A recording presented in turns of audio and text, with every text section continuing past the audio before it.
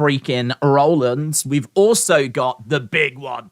I think it's the big one. It's Bianca Belair taking on Alexa Bliss. And the reason why I say that's a big one is because, not because I think there could be a title change, but I think, like a lot of you, I'm expecting something to go down in that match. I'm expecting it to be a case that something happens between Bianca and Alexa. More so Alexa turning full-blown heel, or like Bray arriving, or Uncle Howdy appearing, or Uncle Harper, or whoever it was we saw the other day, like whatever went down the other day. Do you think that there's a good chance that we could be seeing something along those lines? So, and there's meant to be a few returns. We obviously saw Charlotte come back on Friday. I think it's fair to accept and get excited about the fact that we should be seeing someone returning tonight as well. So yeah, so much to like get our teeth into, so much to get excited about. It's meant to be a big show, and I expect it to be a big show. So, and I've also got the alert thing up and running as well, so that I can hear the alerts. So, well, I just heard that one then as Thomas Morehouse jumps in. Shout out to you, said, how is the pitch black match going to work? Don't know. To be honest, the whole pitch black match thing has been really rubbish because they have done a pretty poor job of explaining it. To be honest, there was rumors of it. Then we actually had. Oh, this is why I turned it.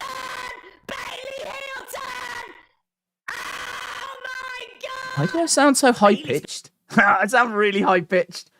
Yeah, pitch black match, I don't know. They haven't explained it. I've got some thoughts as to how it could work, but my thoughts are it's probably going to be pitch black, but there'll just be some spotlights that get put in there, or there'll be some torches, or there'll just be something to show you inside the ring. I don't think it's going to be absolutely black and you can't see anything at all, because I think that would be awful. Awful. And also, like, from a fire health and safety point of view, I just don't know how you'd get away with that inside an arena. So you might be able to do it in like a backstage room. You might be able to do it backstage pitch black, but you can't do it absolutely pitch black. And plus, people will hold up their torches if it's pitch black anyway. So I'm guessing it's going to be, if it is in the arena, lights out, people will hold up their phones, so you've got all the fireflies and everything, and that will provide some light. And then I reckon there'll be a few torches or low-level light to help you see. So it'll be something along those lines. Delwyn, shout out to you, says, evening days, hope you had a good Christmas and a happy New Year. I can't wait for Raw tonight. It feels like a big show. Same as SmackDown last Friday. That was a great show. Yeah, shout out to you, Delwyn. Hope you're well, bud. I completely agree. I think tonight is going to be a big show. I think tonight is going to be noteworthy. I think that we could get some returns. There's obviously lots of rumors that we might be seeing the likes of Brock. We might be seeing the likes of Cody. There's obviously the Charlotte return, I think, is giving a lot of people confidence that they've got some up their sleeve. You've got to remember that there is no day one. Day one should have happened on Saturday. It's a real shame it didn't, actually, because, to be honest, I mean, we didn't do anything on Saturday. Saturday sort of caught me by surprise, the fact that there was nothing on. We could have done a retro watch-along, but to be honest, I've been tweaking a few things, changing a few things, kind of the logo in the corner. I've given that a bit of a better background, changed the backgrounds over, just sorted some stuff out that's been on a jobs list for a long time. So just got a few bits done on Saturday, which was nice.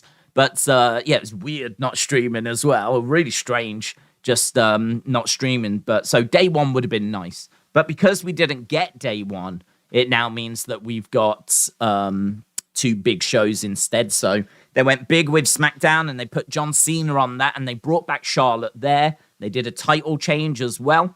And now we've got Raw and I'm expecting something similar. So yeah, it's going to be big. It's going to be good. It's going to be tasty. Sieb said, Days, what are your thoughts on Nakamura presentation at Noah? I thought it was good. We need that Nakamura in WWE. Imagine that Nakamura dethroning Roman. I don't get why they don't. Well, I think the fact that he doesn't talk English is a problem, to be honest. I think that his lack of English, the way that he struggles with promos, that has consistently held people back.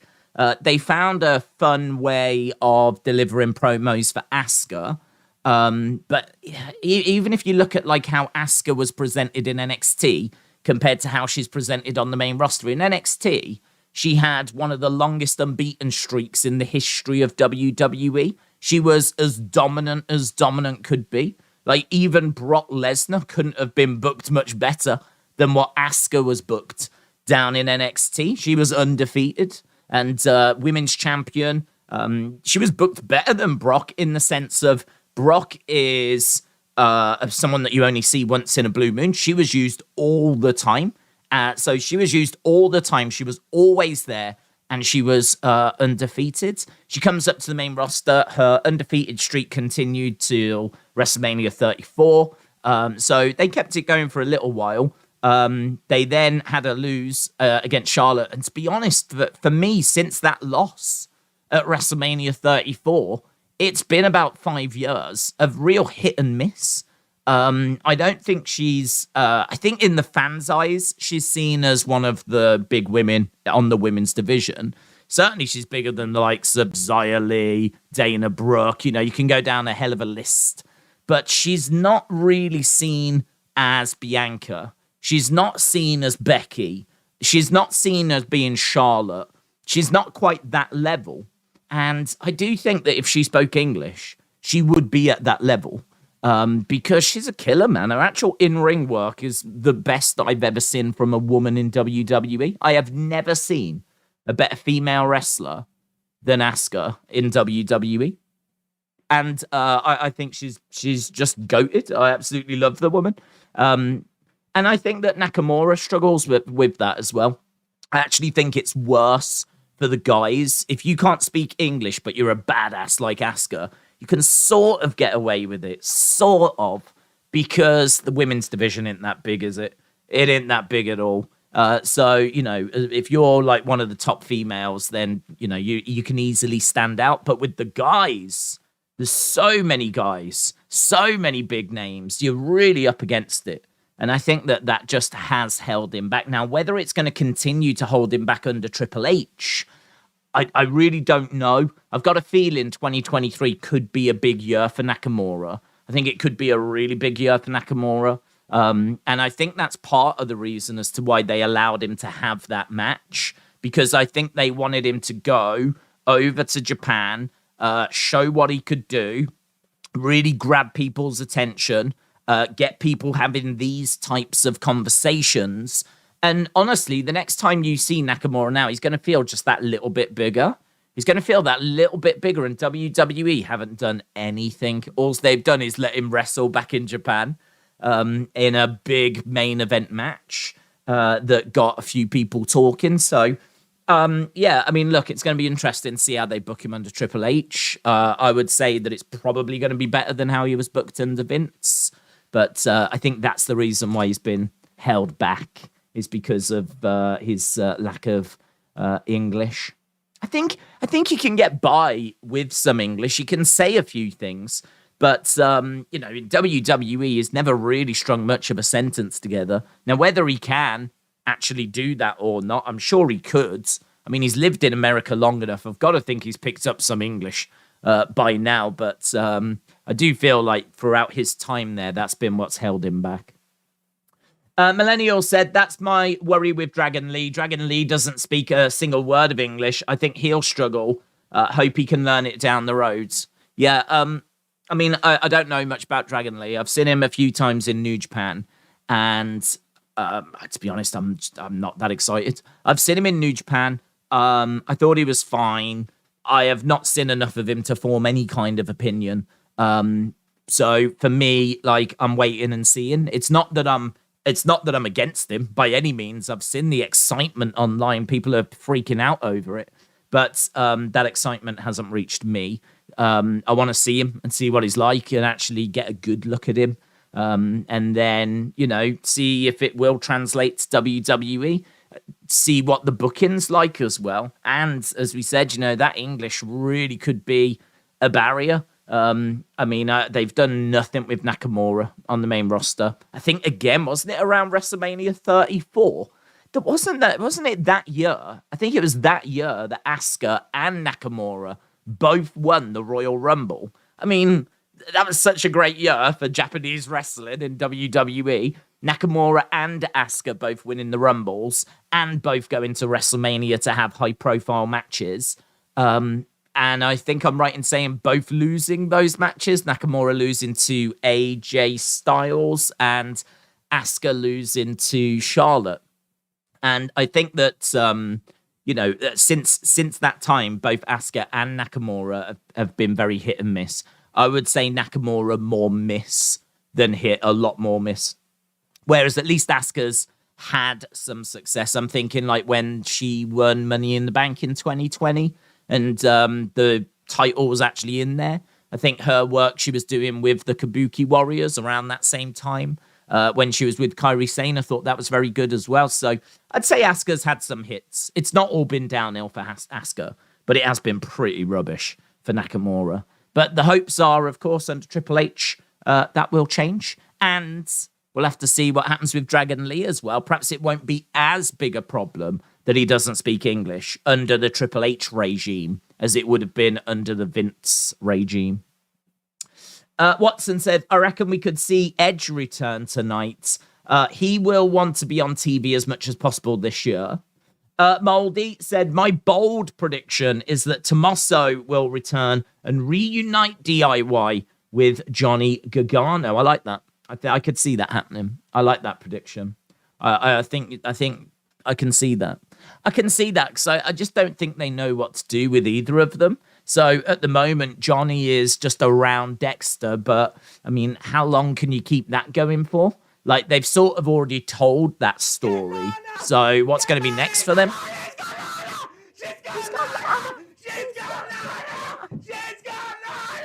These alerts are loud, aren't they? I might just change it to like a noise rather than me screaming my head off. But it's done its job. It has made me aware of Delwyn Jones. Delwyn, shout out to you, buds. Really appreciate the support. Are you excited for the road to Rumble and Mania? I'm excited. It's going to be huge. Triple H apparently wants his first Royal Rumble and Mania to be really good and to have amazing build, not lackluster, that everyone just expects. Am I excited for it? I am excited for it. I am excited for it. I'm excited really because of it being Triple H. So the one thing that I always look forward to when it comes to the Rumble, and I would imagine people are the same, are the surprises. So I always, every year, get disappointed when they make massive announcements about who's going to be in the Rumble, because you do sit there going, why have they announced that? Why have they told us that such and such is going to be in the Rumble when that would have been a pretty cool surprise? Like, why are we being told this? And so every year I get a bit frustrated at the amount of people that announce, right? Now, if you're a low-level talent, I've got no problem with you. If Titus O'Neil wants to announce he's going to be in the Rumble, that's fine, right? I've got no problem with that. If Nikki ASH wants to announce she's going to be in the Rumble, that's fine. I don't mind that, right? But if you're, I don't know, Edge or Cody in particular, yeah, and I did wonder if they were going to have him announce, because I thought they might need something big for that best of show, the best of Raw. As soon as they said Cody was going to be on it, I thought, they could probably do with a big talking point for this show, and that might be Cody announcing he's going to be in the Rumble. And so I was wondering if they would do it, and they didn't. And I appreciate the fact that they didn't, because every year I love the surprises, like every wrestling fan that's ever lived. What's got me excited this time is that Triple H is in charge, and we know that Triple H is very, very good at reaching out to legends that Vince won't reach out to. He's very, very good at bringing people back. We saw him bringing back the Ultimate Warrior. So the Ultimate Warrior was not going to return, right? But it was Triple H that reached out and managed to get the Warrior to come back and go into the Hall of Fame. And how amazing he did, because obviously all that happens over the weekend. And then on the Monday, like literally after Raw, a few hours after Raw, he passes away, has a heart attack and passes away. So if it wasn't for Triple H reaching out and getting that sorted, we might never have had that kind of closure. We might never have seen Warrior at WrestleMania again, or got him, like, you know, great pictures of him shaking Vince's hand and shaking Hogan's hand and everything that went down, basically. He played a big part in that, Triple H. He also played a huge part in Bruno Sammartino going into the Hall of Fame. He went up to Vince and he said, look, we need Bruno in the Hall of Fame. The guy held the championship twice for like 11 years. He's one of the biggest names in the history of WWE. We don't have a Hall of Fame unless Bruno's in it. And Vince's reaction was, good luck with that. Good luck. Vince didn't think for a second there was any way that Bruno would accept. And Triple H got on the phone, sorted it, and Bruno went in. So you look at some of these names that he's brought back, and of course the names that he's brought back recently that Vince got rid of.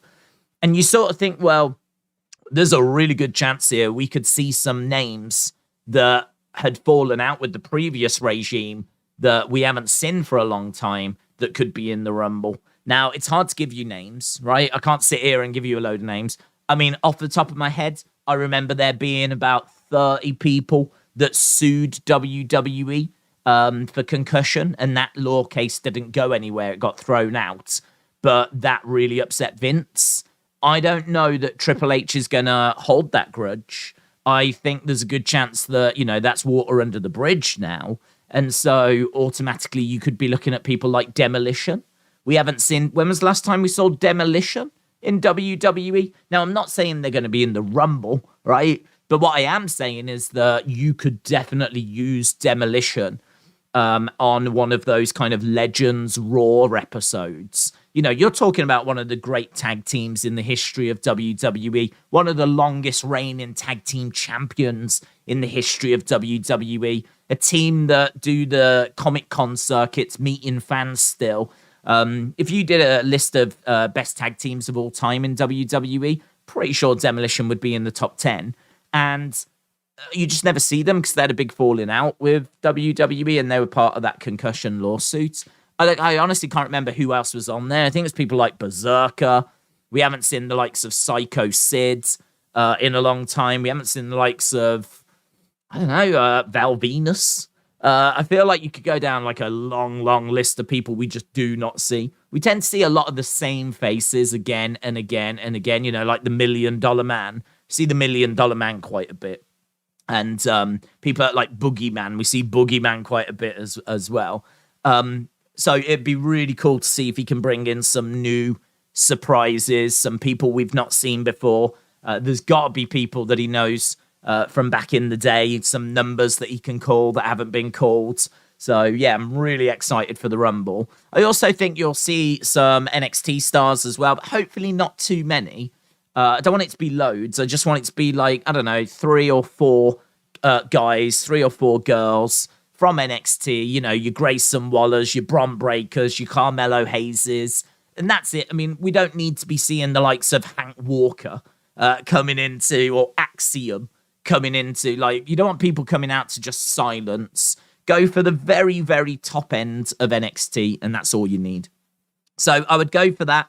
I would go for some great surprises that we haven't seen. And then I think, you know, with the likes of Edge, Cody, people along those lines, like, we should have a great Rumble. And we saw SummerSlam. I mean, SummerSlam with the digger thing, I mean, that was such a big talking point, that tractor. Could we get some along those lines? Maybe. And also, what I would say is that we don't know that that was Triple H. That might have been planned under Vince. But either way, it was under Triple H that we saw it. I'd love to know whose idea that was, but I've got a feeling the amount of work it would take to do that, I think that had been planned for a while. So I think that Vince might have been involved in that. But either way, that digger tractor thing where he picks up the ring and everything, that was so good. For me, could we see things along those lines on the road to WrestleMania? If you think about like Braun, when Braun was at his best, that's when he was flipping over vehicles. For me, when he was flipping over the ambulance, is Braun at his absolute peak. I think anything that comes after that is a step below. I think when he flipped over the ambulance, that was Braun at his most godlike, and be great to kind of get back to that. The only problem is if he flips over, we've seen him flip over so much stuff, it's sort of diminishing returns now. It doesn't have the same impact as it did the first time.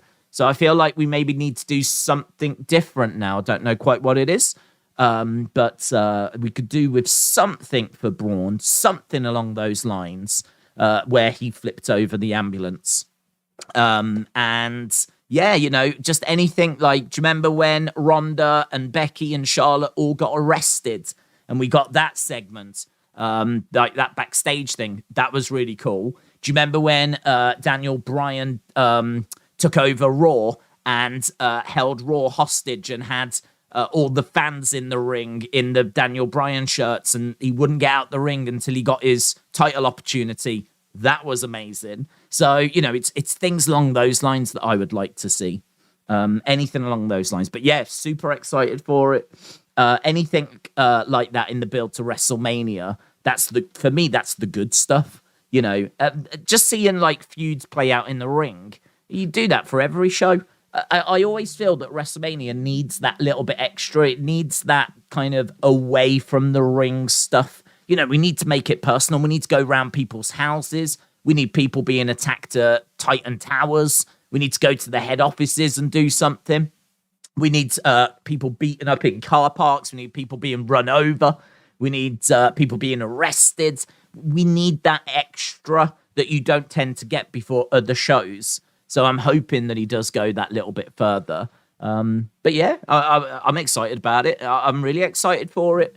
And I'm excited that he's excited, because that means that he's, bubbling over with ideas. So yeah, Darwin, appreciate the support, dudes. Maka said, what about Cody returning tonight? He could cost Seth his match and continue the feud. And also, what about Nick Aldis coming to WWE? He's a free agent now. Cody coming back costing Seth would make sense. The only problem is that Seth is a face at the moment, and that's a little bit of a problem, because God, it makes it so hard, because you don't want to split the crowds. I would say Cody is the most important project they've got in the first quarter of this year. So the first 3 months taking us up to WrestleMania, I would say that Cody's the most important. Obviously, that could change to The Rock if The Rock is on board, but at the moment it's like this as to whether he is or if he isn't. If The Rock's on board, then The Rock is the most important thing. But the only thing I'd say about that is that you might not actually need to do much work with The Rock. You might just need to have him come in, cut a promo, challenge Roman to a match, see you at WrestleMania, bang, done, right? It might be as simple as that. So there might actually not be that much work involved. I think there'll be a lot more work involved for Cody, and I think Cody could be the big project, the big focus. The reason why I say that is because the one thing you don't really want to do is have him going up against faces and splitting the crowd. Like, this is surely Cody going for the title. And if he's going to win the title, you want everyone to be happy for him. You want the whole universe to be behind him. And the problem is they've turned Seth face. People are loving singing his song. Seth's pretty over anyway. It's going to be tricky. So could he come back and attack Seth? Sure.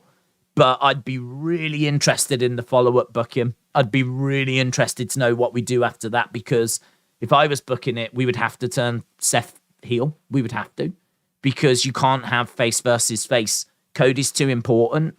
And if he's going after the title and we want everyone to be behind him, we've got to do something there. So that's messy, to be honest. I hope that Triple H has got a plan for that. The other one was... What was your other point? Your other point was about... Let me have a look. Match continue. Oh, Nick Aldis. If Aldis comes in, I think he goes to NXT. I don't think he'd come to the main roster. No one knows who Nick Aldis is. Now, you could argue that's not stopped them bringing up Tegan Nox. No one knew who the flip Tegan Nox was. But I think Nick Aldis deserves better. Nick Aldis, NWA. I mean, honestly, how many views does that get? I mean, 100,000, something like that on YouTube. So, you compare that to Raw that picks up 1.8 million. You can see the difference there. So, Nick Aldis is a big fish in a small pond in the NWA. And I love Nick Aldis. I think he's such a great talent. I think he should be in WWE. But you would surely put him in NXT first. He might not have to stay there that long. Might not be a case that he's got to go to NXT and do loads of time there. But what you do need to do is you need to introduce him to the audience. And you need to introduce him to the 600,000 that watch NXT. But not only that, it's not only just those views, is it? Because the highlights of NXT get watched on YouTube. And, his face will be on WWE's social media. It would be on WWE.com. So the exposure you get from being in NXT is pretty big. It's not just the 600,000 that watch it. So I would put him there for a bit, maybe 6 months, put him down there. And then, it's not really anything to do with his work, but I'm sure there are things that you would want to just tweak and make a bit more WWE friendly. It's not really anything to do with that. It's all to do with him being introduced. Otherwise, I promise you, he would come out to crickets. He would come out to the same reaction that Tegan Nox got. And she'd been on NXT. So I wouldn't be putting him straight to the main roster. But that's not to say that he won't go to the main roster or won't go to WWE. I don't know what their plans are. But if I was booking him, I'd put him in NXT for 6 months. But what about... I feel like Raw's going to be one of the all-time bests tonight, says Hazza. And why I say that is Triple H is maybe going to give us Cody and Edge, but I just get that feeling. I don't know that I can say that it's going to be one of the all-time best. I don't know that I'm sitting here expecting that. I am sitting here expecting it to be a good, noteworthy show. I certainly don't think it's going to be a show that's going to waste your time. So I am expecting it to be a good show. There's plenty of rumours doing the rounds. I think it could be as good as what SmackDown was. SmackDown for me was like 7.75, maybe knocking on the door of an 8. I thought it was a good show, very good show. But I can't say that Friday's SmackDown was one of the best ever. And I feel like Raw tonight might be similar. It might be quite big, and it might have plenty of talking points. Is that going to equate to it being one of the greatest Raws of all time? I mean, God, that's a high bar, man. That's a high bar. But so I'm not going to have my expectations that high. But I think we could be in for something really fun, definitely. But to boy 123, shout out to you, my friends. Appreciate the support. Hope you are well. Hope you're excited for whatever it is that we're going to be getting, and we are just half an hour away from finding out right now.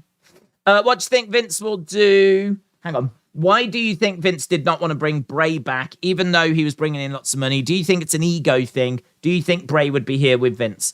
I think Bray would have returned eventually. I don't know that he would have been back this early, but I think that Bray had a connection with the fans that was undeniable.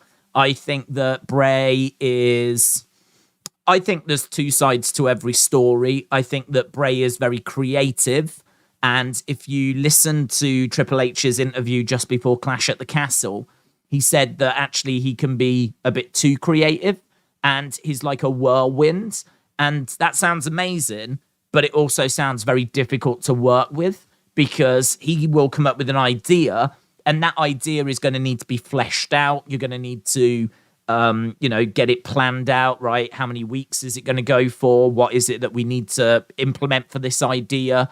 Is it going to work? Like, what do each of the segments look like? But before you can actually drill down into that, or maybe you've even started, but before you've actually got so far, boom, he's onto something different. And sometimes, as Triple H said, you might want to just nail something down. You might want to just lock something in, rather than constantly tweaking and changing and progressing. And, he is this kind of creative mind, which is fantastic. And it does show itself in some really good stuff. But I can totally understand why that would be hard to work with. I can totally understand why that would be frustrating, because you've got this. It's great to come up with ideas, but you've got to be able to then flesh them out, right? They've got to go to the next stage where they progress and they become what we actually see on TV. And there has to come a point where you start that process. If he's just constantly churning stuff out, and don't forget, if he's churning something out and it's different to what you want or what Vince wanted, you might then need to try and rein it in or get it a bit more palatable. You might need to make it a little bit more like what you think people would like. You know, Vince feels like he knows what the fans want. Now, sometimes he was right and sometimes he was wrong, but he had a feeling that he knows what will work for WWE. If Bray's coming out with a load of stuff that won't work, right? I can understand him going, this is just not this. We are just on two different paths. This guy wants to do something that I do not want to produce. And again, I can see that being frustrating. Add in the fact then that if Bray comes up with something brilliant, he's then changing his mind about it a few moments later. I can see that being frustrating. And honestly, I think they were just butting heads. I think the truth was they just couldn't work together. I just don't think Vince could work with him. I think that they were, apparently Vince was being really nasty to Bray as well. There was a lot of stuff that apparently he was saying about his weight and how he looked and everything. Like, Vince doesn't have much in the way of a filter. Like, Vince doesn't care about hurting your feelings. And I think that Bray probably found it a real struggle working with Vince. And I think Vince found it a real struggle working with Bray. And the truth is, I just don't think they could work together. I just think they were on two different wavelengths, two different paths, two different mindsets, both with their idea of what would work, but those two ideas not quite meshing together. And what we got in the end was a compromise. And to be honest, you can look at some of that stuff that we got regarding The Fiend and some of the stories we got, some of the results we got. We know that Bray didn't like everything that happened. And we know that Vince didn't like everything that happened. And so really it wasn't pleasing either of them. And I mean, look, the whole thing just broke down. So that's why I don't think it's anything necessarily to do with ego. I don't actually blame Vince for that. I don't blame Bray either. I don't blame either of them. I think Bray's a very creative mind. I think that Vince is, got massive responsibility. I mean, if you think the whole weight of the company's on Vince's shoulders, he's got sponsors that he has to think about. He's got people that advertise on his platform that he has to think about. He's got so much to think about. I can understand him not wanting to do certain things or not thinking that certain things are right for him. So I don't blame anyone. I don't blame anyone. It was just one of those things where I don't think they could work together. I think, though, after a break apart and with the crowd still wanting Bray, Vince might have come around to the idea of, I think, let's see how it goes this time. I mean, don't forget, he kept bringing back the Ultimate Warrior. The Warrior kept doing horrific things to Vince back in the day. He kept bringing him back. So, and I think eventually Bray may have found his way back, but I don't think it would have been as soon as it was. I think that Bray came back because of that change, and Triple H is now the one that deals with it. And maybe Triple H can deal with this better than Vince could. He's got more patience. He's got a better relationship than what, I don't think Triple H is going to be as nasty as what Vince was. So either way, look, Bray's back. We got the fantastic White Rabbit campaign out of it. I think the Uncle Howdy thing is sort of split in opinion a little bit. I get a lot of people saying they're just not enjoying it as much as like the Fiend and the Funhouse stuff. But I think that it's brilliant of Bray to try something different because he can always go back to the Fiend. Going back to the Fiend is no problem. The character's there and it's over. And if this really doesn't work, he can just go back to it. But at least he's trying something, and at least he's trying to flesh out some new characters. And who knows, by the time that we actually get everything revealed, and we've got Uncle Howdy, and we've got Uncle Harper, and we know who they are, and we know what the relationships are, it might work, and it could be in a really great place. And then you've got the Fiend on top and the Funhouse on top as well that you could always go back to. So, yeah, brave of him to do what he's done, and I respect him for it. I really respect him for it. So, yeah, I don't know. I can't say that it was anyone's fault, to be honest. How can The Rock come back and fight over family whilst his daughter is in a cult? Said Joshua. Good point, bud. Good point. He probably does need to deal with that situation first. Alexa Bliss Gamer said, I'm excited to see what happens with Alexa Bliss. I don't think she wins, but I do think something exciting is going to happen. Everything's pointing that way, isn't it? I mean, she's been acting seriously weird and spooky for a little while. Obviously, she would sat down doing that interview on the December, I want to say 16th, 19th, 16th. I'll go 16th. I don't know. December something. She was sat down doing that interview with Bianca, and then just the logo came up and bang, smacked her over the head with the vase. I am a little concerned about it. People know I'm not a fan of like the supernatural stuff. So I don't, if she's being like hypnotized, I think that'd be really interesting. And I'd love for it to go down those roads where like every time she sees the logo or hears a sound, she snaps into like, this other character. If that was like, what was going on, I think that'd be really interesting. I don't know that that's what's going on. I mean, at the moment, it sort of feels like when Bray's logo appears, she like automatically does get hypnotized, but like consumed, if you will. I don't know. We'll have to see. We'll have to see what happens tonight. I really don't know what to expect. I really don't know what to expect. I don't think she's going to win the title. I think she'll lose. I think she'll snap. I don't know how that shows itself. I think if she's going to just Sister Abigail Bianca, I think that'll be disappointing. I think people will want more than just a Sister Abigail. They'll want to see her do more than that. So I'm hoping it's more than just a Sister Abigail. What that looks like, though, I really don't know. I really don't know. So exciting. We'll have to wait and see. Do you think CM Punk will return to the Rumble? No. No, I don't expect CM Punk to be in WWE at all. He doesn't like Triple H, or certainly didn't. The reason that he walked out was because the plans were that he was going to face Triple H at WrestleMania. Triple H is very good at bringing people back.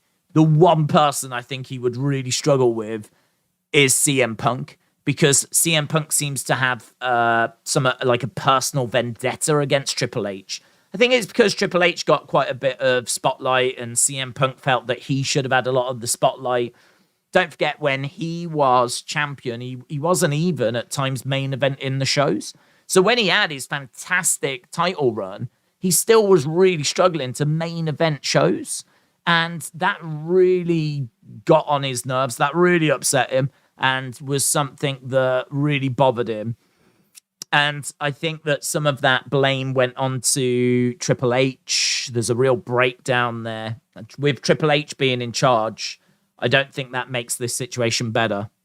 I can't say it makes it worse. I almost did. I can't say it makes it worse, but it certainly doesn't make it better.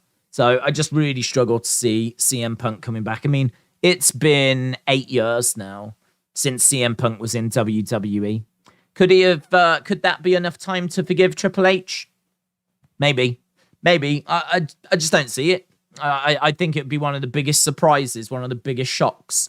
I just don't see him coming back. I think if he was going to come back, I think he would have come back before now. And I think Triple H would bring him back. I don't think that's the problem. I think the problem is all on CM Punk wanting to return. And I just don't think he does. I don't think he does want to come back to WWE. Days, the WWE channel said Uncle Howdy attacks Bray, but the mask looks different. Do you think WWE called him Uncle Howdy on purpose for a swerve, or is it Uncle Howdy? So I think that could be a situation where they just don't know quite who it is. I don't know what the communication is between WWE Creative and the social media teams. So, it's the same situation as the mask that went up on WWE Shop. That was called the Uncle Howdy mask. But in that video that I did just after SmackDown, we look at the different masks and they are different. I mean, there's no way that the guy in the top hat that's got the full face mask, the one that came out and was laughing, right? Didn't when Bray was in the ring and we had Uncle Howdy in the entranceway, right? The Uncle Howdy that we have seen in videos and whatever, that is not the same mask as the one that the guy wore on Friday. It's not the same mask. Now, I do find it a bit frustrating that we don't quite know what to call these people, and I get the sense that WWE social media don't quite know what to call these people as well, and it could be that they are just all known as Uncle Howdy. If we're meant to believe that it's all the same mask, or it's clearly not. It's clearly not. That one that was on the outside when Bray was in the ring, that is a different mask to the one that the person wore on Friday. So I don't know, to be honest. I can't answer it. I think that's it's really frustrating because I wish there was something that you could like really hold on to with that. I just think this story is a bit too confusing. And not confusing in a good way, confusing in a it doesn't need to be this confusing way. Like if this story is that these are different people, then I wish the commentators and WWE themselves were making more of an effort to tell you that these are different people. But you've got like videos coming out where they're calling it Uncle Howdy when it's clearly a different mask to the Uncle Howdy mask. Not the one on WWE Shop, but the one where the guy's got the full face thing. That's a clearly different mask. So why is this Uncle Howdy as well? So like, I just think that like the execution of this story doesn't feel quite right. Like you just don't know what to call things. Everything's Uncle Howdy.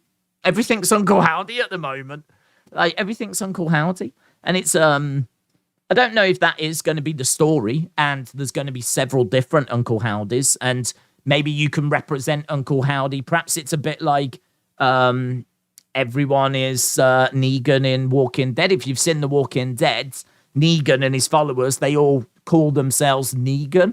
Well, perhaps all these people refer to themselves as Uncle Howdy, and Uncle Howdy is actually several different people. Like, there's tons of theories that you can chuck around.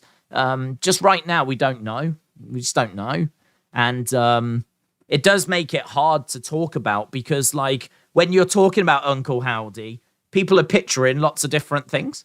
So, yeah, it's a bit messy at the moment, to be honest. I'm hoping that very quickly this thing gets tidied up very, very quickly because I'd like to make some progress with it, to be honest.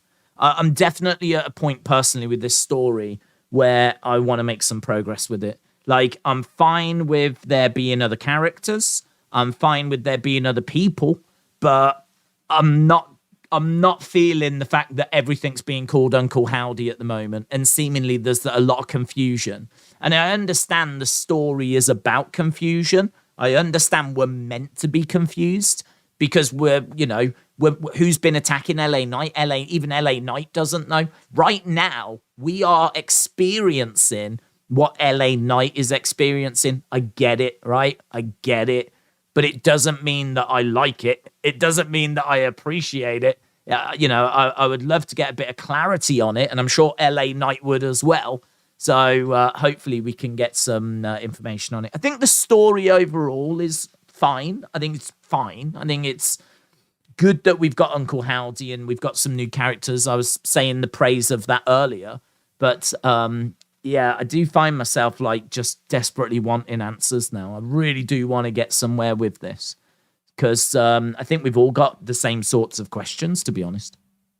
And that's not even touching on who was it on Friday. You've got that mystery on top of who was that character, who was the person. Like, you've got all of these mysteries doing the rounds. To be honest, there's so many questions and so little answers. I just sort of backed away from it over the weekend. I could have done loads of videos just speculating and theorizing, but it wouldn't have got us anywhere. We wouldn't have got to an answer at the end of it. So what's the point? Like, might as well just wait and see what Friday brings and see if we can get any closer. Someone did send me, though, a very good TikTok where someone on TikTok, I don't know who it was, I don't know their name, but they got a picture of Bo Dallas and they put it over the top of the guy that was in the ring on Friday. They then lowered the opacity, so they made the Bo Dallas picture more see-through. And as they did, you could see that it seamlessly fit with the person under the mask. So right now, I'm leaning towards that person on Friday being Bo Dallas. I think a lot of people think that it's Vincent, and I was open to it being Vincent.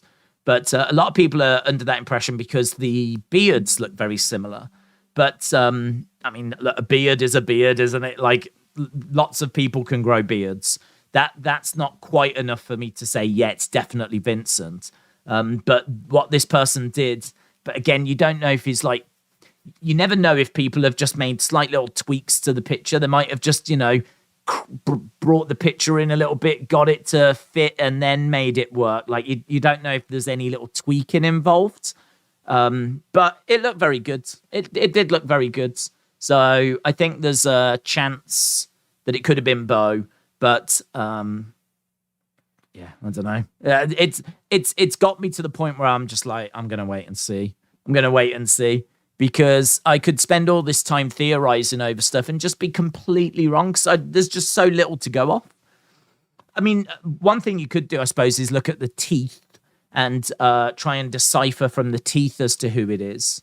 Obviously, we know that Bo is coming in, so that gives him a great shout.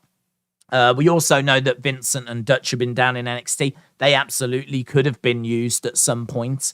So, these are the names that are doing the rounds. But, yeah, we need a bit more information on it, don't we? I think it was Bo said, Hayes Da 92. Same sort of body build. Another thing is the lyrics in Bray's theme says, "Lie for me, brother." Macarai said, do you think Triple H taking the title off Ronda suggests they have given up on her? Well, that was a hell of a surprise, to be honest. I think that... I don't know what's happening there, to be honest. I think that she is struggling to get over with the fans. I think that we have had a few moments where it happens. When she got screwed over at SummerSlam, the fans were chanting her name and saying to Liv, "You tapped out." They did a pretty good job there. The fans thought that Ronda had been screwed, and that inadvertently actually got her over for a little bit. The problem is that, her promos are no good. Her matches, you never get any, 5-star matches out of her. I don't mind Ronda. I really don't. I've never minded Ronda. I've said before, I actually paid money to go quite a bit as well. Had to get a train, which, return train ticket isn't the cheapest, to go down to London to buy tickets to a house show at the O2, which, again, wasn't the cheapest. Add in food, add in drink. You're talking a good few £100 there. So I spent a few £100 to go to a house show in London for one reason only, and that was because I wanted to see Ronda live. It was the first time she was performing in the UK, and I did that just to go and see Ronda. She was facing, I think it was Alexa Bliss, and I don't mind Ronda. I don't love Ronda in WWE. I'm not going to go to bat for her necessarily because I can see that her promos are poor, and I can see that her matches are 2.5 stars, something like that. Do you know what I mean? There's not much drama in her matches. There's people that have better matches. But I don't necessarily mind that because the one thing she does bring is legitimacy. When she is in the ring, I absolutely believe that she is the rightful champion. I absolutely believe that if this was real, she would kill every woman in that division. She has got something that you can't teach what she brings. She brings absolute bona fide legitimacy.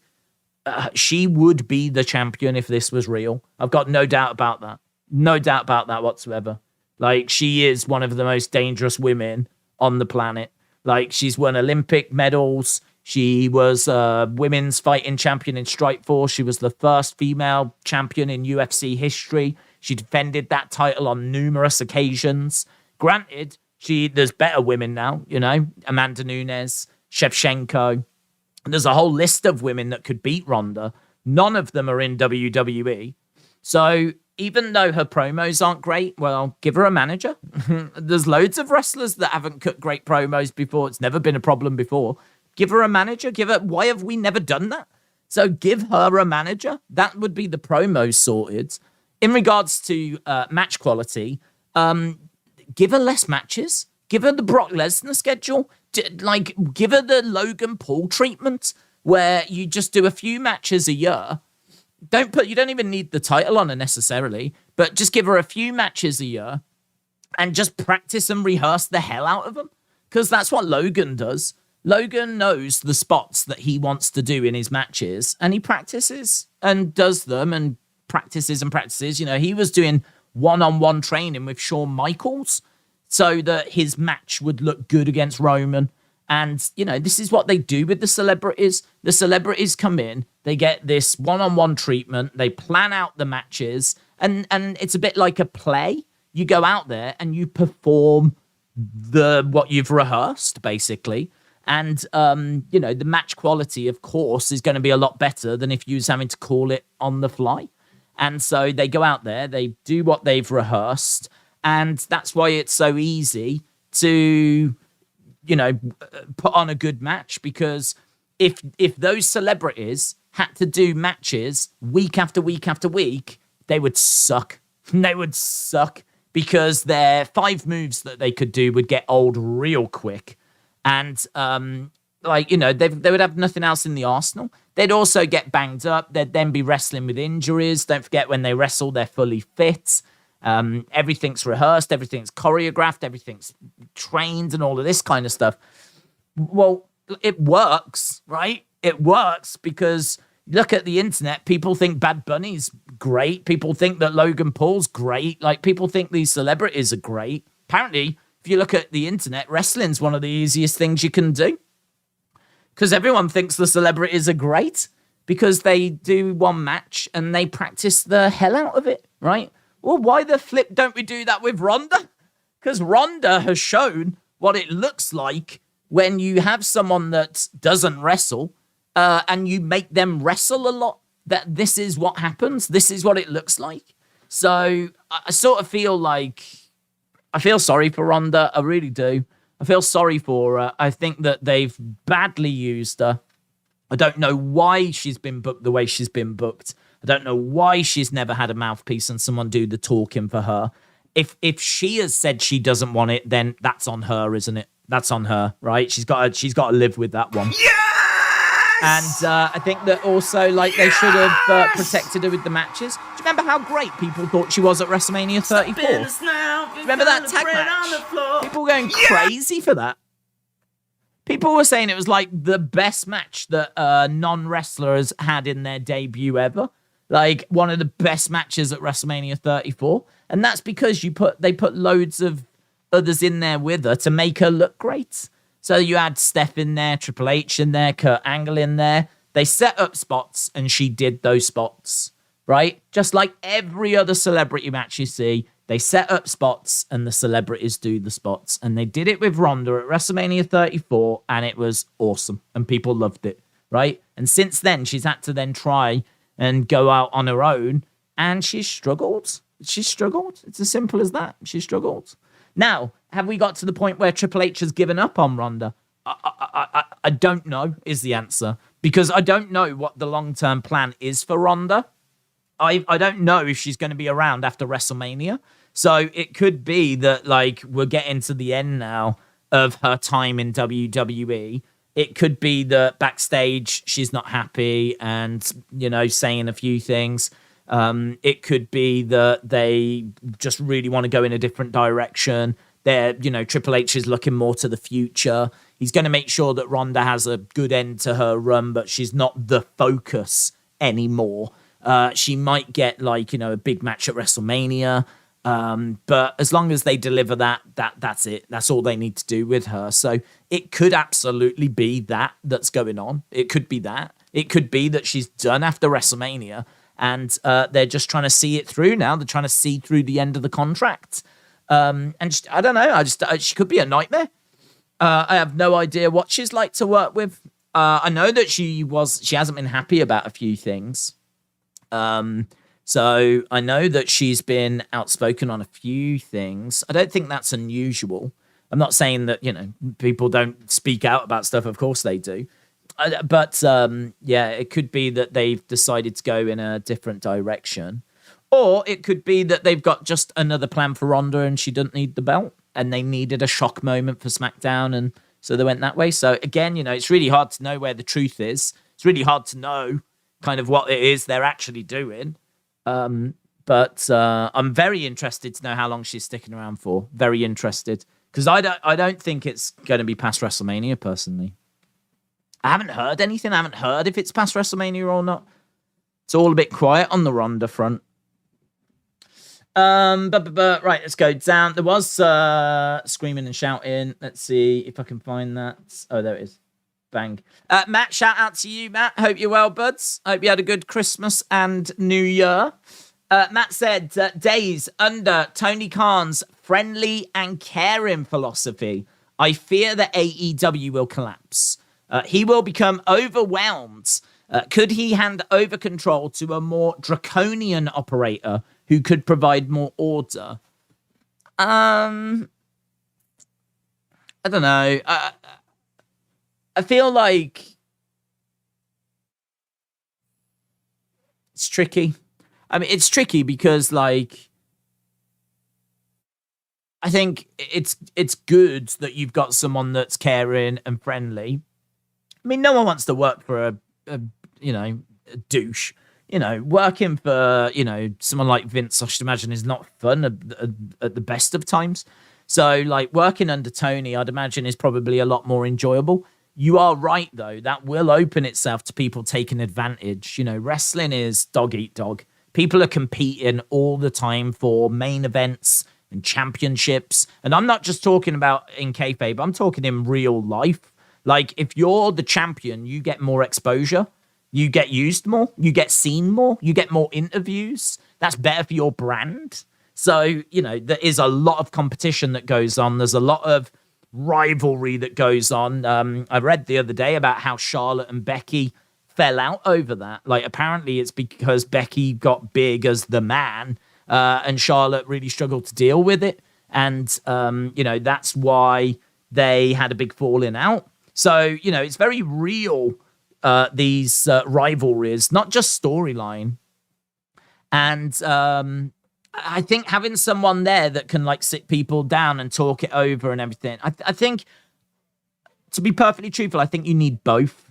I don't think you can have just draconian operators around. I think you do need a friendly face back there as well. If Tony Khan wants to be that friendly face, it's fine. But he probably could do with a little bit of steel back there. There has to come a point where people need to do what they're supposed to do,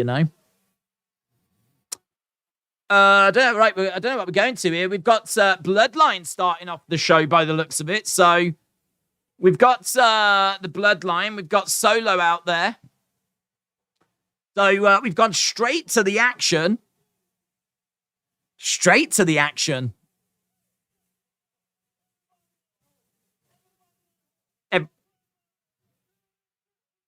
We're taking over. The Bloodline is in the building and we taking over.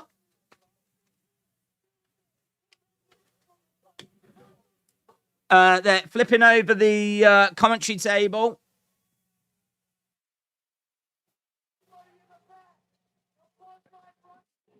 Bloodline runs this show. Do you understand that? Bloodline, takeover, out comes Kevin Owens. It's all kicking off, guys. It's all kicking off. Similar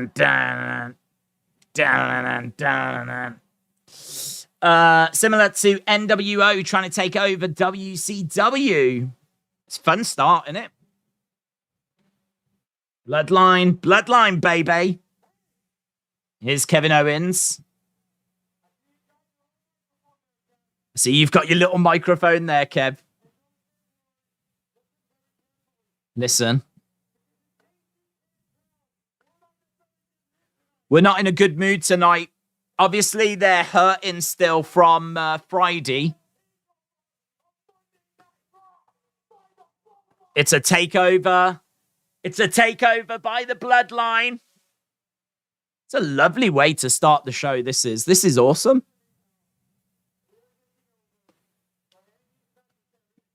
We're taken over by any means necessary. And it's because of you. We're taken over tonight by any means necessary, and it's because of you.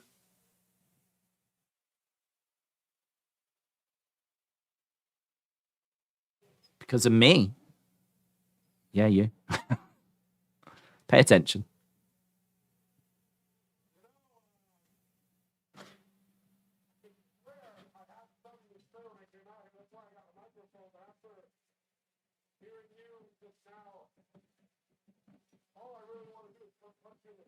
All I want to do is just come and punch you in the face. And so Kevin Owens is making his way down to the ring to punch Sami Zayn in the face. What a start. It's a great start. Here's Adam Pearce.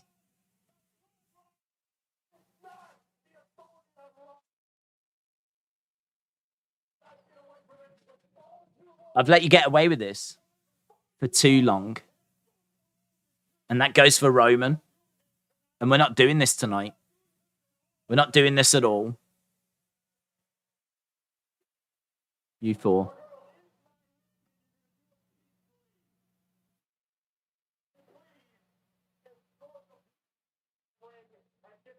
Yeah, I mean, that's going to go well, innit? So, security have been told to escort the Bloodline out.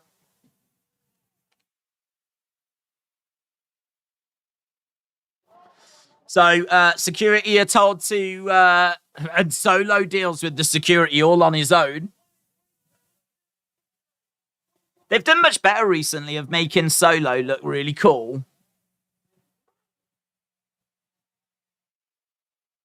A hostile takeover. We've got Sami in there. We've got the Usos in there. Kevin Owens has decided he's going to get in. So Owens is in the ring. It's 4-on-1. He's outnumbered.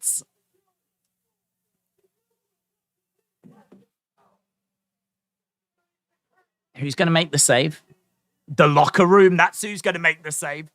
We've got Gallows and Anderson. We've got Shelton Benjamin. We've got the Street Profits. Elias has come out. So we've just got this big brawl. Mustafa Ali has come down.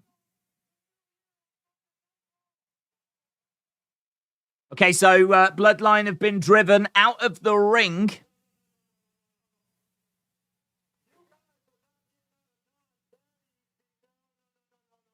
Adam Pearce says you're not getting out of here that easy.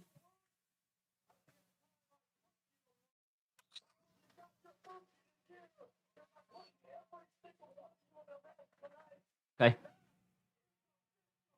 So every one of them is going to be in a match tonight.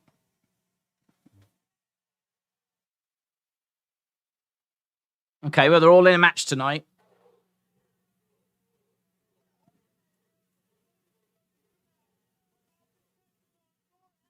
Sami said, what happens next is on your head. We go back to a shocked Byron Saxton. Oh. How did the Ezekiel storyline end? It didn't. It didn't. We just abandoned it. He was in hospital. We saw his family around the bedside, and that was the last we saw. Here's Bianca.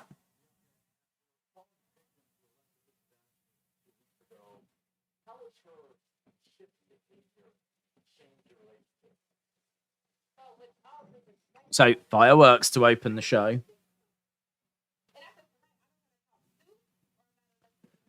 Bianca said, after tonight, I don't want to talk to or about Alexa ever again.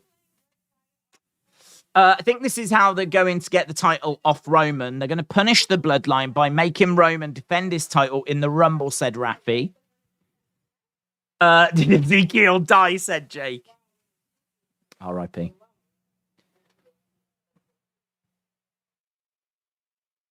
Okay, so little interview with Bianca. Just seeing the ringside area that's been absolutely destroyed by the Bloodline.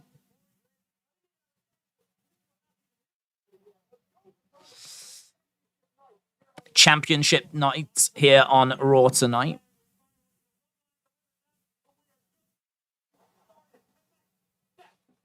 So Pierce's Bloodline, they'll all be in matches. I don't know if that means individually.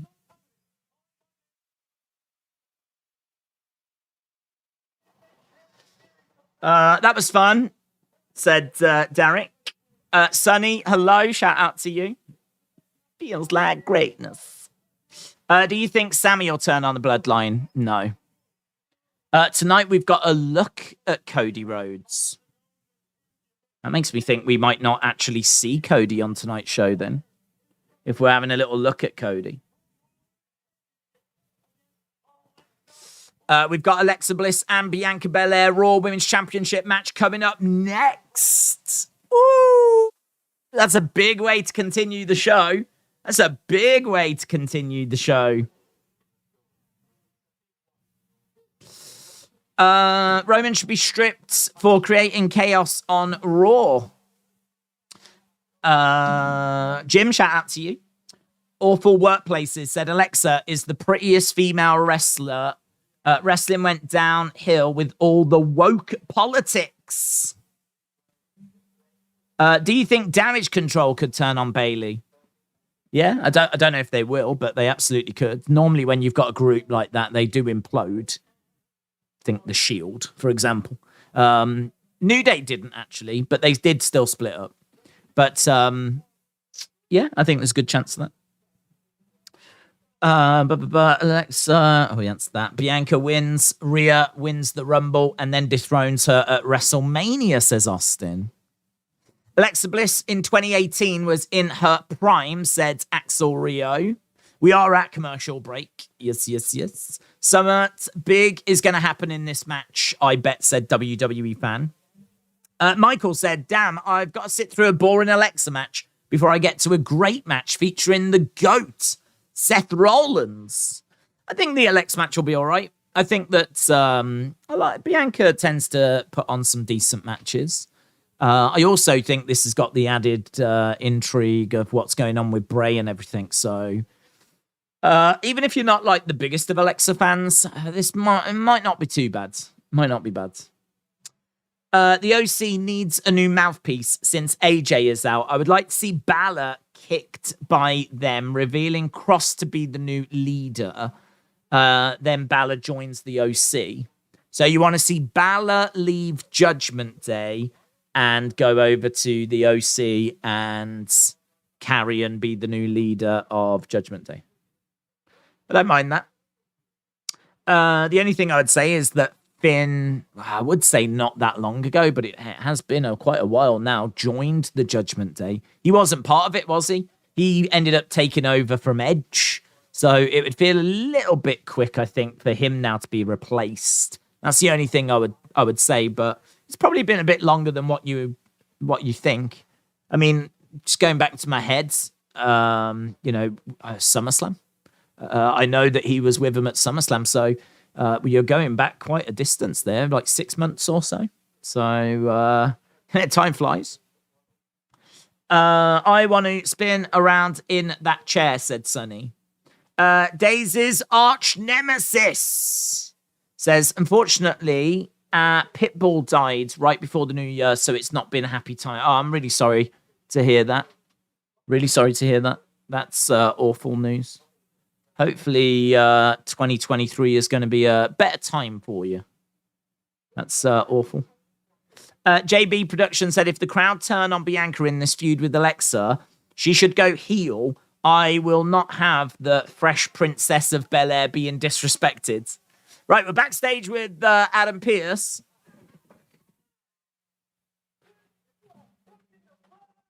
Yeah. If you're going to book the Bloodline, then it's got to include the Street Profits. Everyone wants the Bloodline.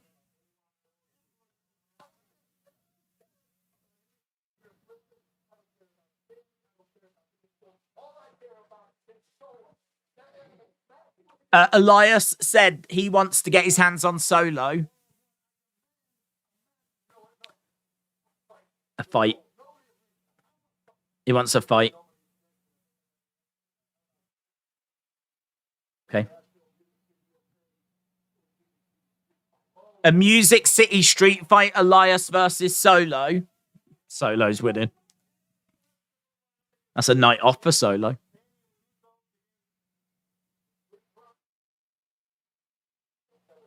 So, Sammy and the Usos against the Street Profits and Kevin Owens.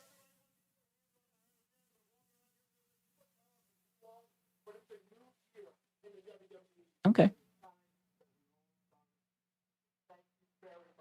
It's a new year in WWE, so it's time that we all start acting like it. Okay, so some matches get made. Hello, Royal Rumble official theme. Hardy sold out. Hardy sold out is the official theme of the Royal Rumble. Okay. I think, right, we should be going over to Alexa and Bianca now, are we? Is that Hardy? Hardy, the third Hardy brother is here. Hardy.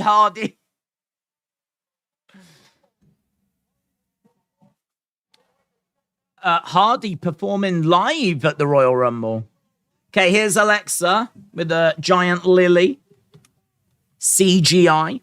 Is she carrying Lily? No, she is not. She is not carrying Lily. Stand up. Shout up. Alexa Bliss versus Bianca Belair is the first match. Are we going to get a new champion? Is it a new... She wants the belt. Is it time? 2 weeks ago, I was winning championships before you even walked through the door. It is supposed to snow this Thursday, said Sunny, so a possible snowstorm again. Days, do you remember one of the White Rabbit clues spelled out Belair? One of the phone calls said crossover boxing. Yeah, there was a few little teases to what felt like other superstars. They had like Aleister Black's lyrics to his entrance music in the source code. So I do think with that sort of stuff that, I mean, look, ultimately, could it prove to be something? Maybe. But I think it was probably designed just to throw you off. So that you didn't know that it was Bray, and then ultimately it obviously turned out it was Bray. But I think they knew that people were reading into everything, and so they wanted to make sure they had clues that pointed in different directions.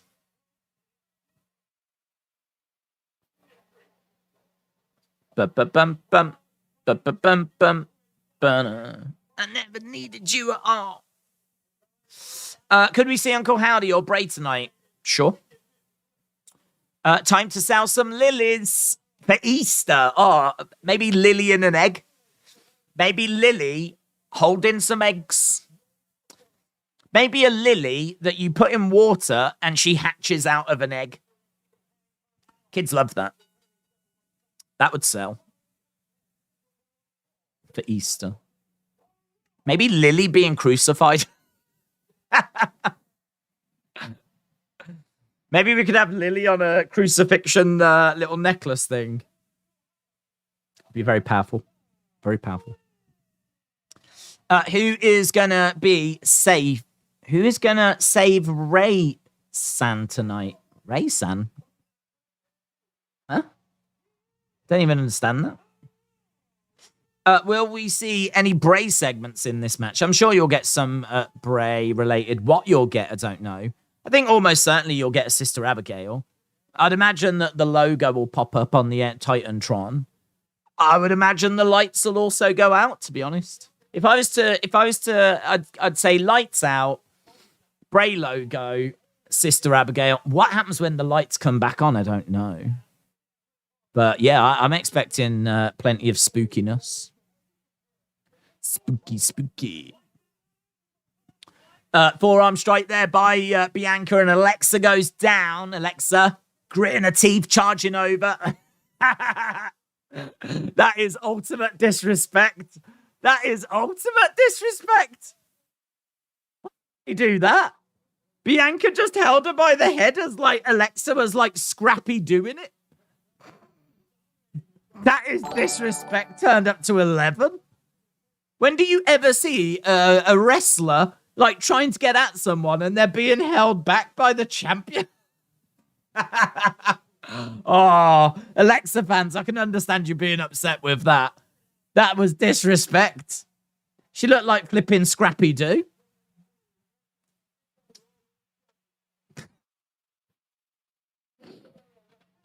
Right, she's up on the shoulders of Bianca on the outside. Belair is too strong. Oh, smacks Alexa into the barricades. Let's go. Love that chair. Always spin it. I am always spinning, aren't I? I've got to stop it. It's bad. I feel a bit higher up as well, you know. It's much better. It's so much more comfortable for my back and everything. It's lovely. It's a real treat. I've actually been doing like quite a bit of work here. Just sitting here and like working away is so much more comfortable. Hello, Retribution. What's the real reason you had to get rid of the sofa? The sofa was cool. The desk chair doesn't look as comfortable. Well, the real reason is because it wasn't very comfortable. The sofa, I've had it since like we started doing the streams down here. It's actually been worn so much. I've used it so much. It really dips in the middle. So it's really low. When you actually sit on it, like you're actually quite low down. So compared to like sitting in a chair, like that's got a back and arms here as well. I mean, I've got arms things at the side. I've actually got a little lumbar thing to support my lower back. This is, I am so much more comfortable. So much more comfortable. And also, I'm just trying to get more work done, to be honest. So, I mean, I spend so much time down here that, like, sitting in the kind of divot of a sofa, I mean, you can imagine how comfortable that was. It absolutely was time to upgrade it. And to be honest, you know, I could have gone out and got another sofa. Could have done that. But office chairs, I mean, the thing with an office chair is people work in offices all day, don't they? They sit at their desks and they work all day. So office chairs, they're built to be comfortable. Like, they're built for people to actually be sat in them for a long, long time. Not like sofas. I don't know that really sofas are built for people to sit in them for like 8 hours, 12. I mean, don't forget, when I'm not streaming, I have to sit here and do stuff. So, like, any graphics that get made or streams that have to be set up or other videos that go onto the channel, all of that gets done away from the stream. So, yeah, no, it's much more comfortable. Bobby said, Happy New Year from Knoxville. Happy New Year, Bobby. This joke is making it seem like Alexa is a jobber compared to Bianca, when in reality, Bianca is more like the jobber. She's got nothing but long hair and her track pass to rely on. What has she ever done, said Undercover Manager. You can't roll around and be free like you could on the sofa. It's so much, it's more comfortable, honestly. It is more comfortable. The other great thing as well about this is that when I need to just go and grab some, say, a drink or something quick to eat, or maybe I need to grab a cable that I don't have for charging something, or maybe I need to go and grab a different laptop, or I don't know, I have to go and get something. Getting out of that sofa was a nightmare as well. I mean, like, you've seen me in streams where I'm like, oh, I'll get that thing. I'm having to scramble over the... Here, it's like, I turn to the side, I stand up. It's lovely. I haven't got to do, like, any scrambling anymore. So, now I'm quite happy. I'd like to try and upgrade it further. I don't know what I need, though. I don't know what I need. It's comfortable. I'm just wondering if I can make it even more comfortable. Extra cushions, or maybe a footrest, or who knows? The sky's the limit. The sky is the limit. Right, we are back from commercial break. We've got Bianca. We've got Alexa.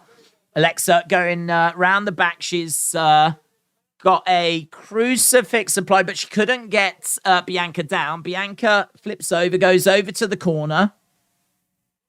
Bit of taunting by the EST.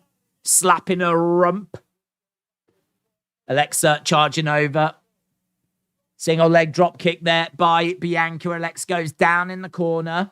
Bianca swinging the hair around. Looking to charge over. Goes shoulder first as Alexa moves out the way. Smile on the face of Alexa. Alexa takes a bow. Says that she's really smart. Goes over as Bianca is down. And kicks coming in by Alexa. This is actually the first match that we're getting on TV in 2023. So there's a fun little fact. Alexa Bliss versus Bianca. She's managed to stand on the back of Bianca. And now she's... smashing Bianca's head into the ring mat. Alexa getting some offense in. Kick out by Bianca. I'm going to try and sleep again, said Dortnight. You don't get this beauty from washing your face in Evian water each morning. Dortnight, shout out to you, buds. Major difference to the audience is the sofa was laid back and homely, but the office chair is professional. Oh, yeah, but I don't care about you guys, do I? It's all about my comfort, and I'm way more comfortable. Alexa pulling at the hair of Bianca. My NBA team Nets are winning, says Maria. Maria, shout out to you. Man said Karrion Kross and Scarlett versus Alexa and Bray should be at WrestleMania 39. Maggie said, I've seen more meat on a butcher's pencil than what's on Alexa. If she turned sideways, she would disappear. She's just said a few words there to Bianca. Going over to the corner, face first into the corner. She's got boot right in the face here of Bianca. Bianca throwing Alexa's leg out the way. Bianca trying to climb up those ropes as Alexa comes over.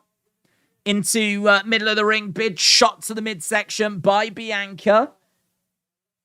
Slap coming back by Alexa. Forearm strike. Knee to the midsection. Drop kick there by Alexa as Bianca goes down.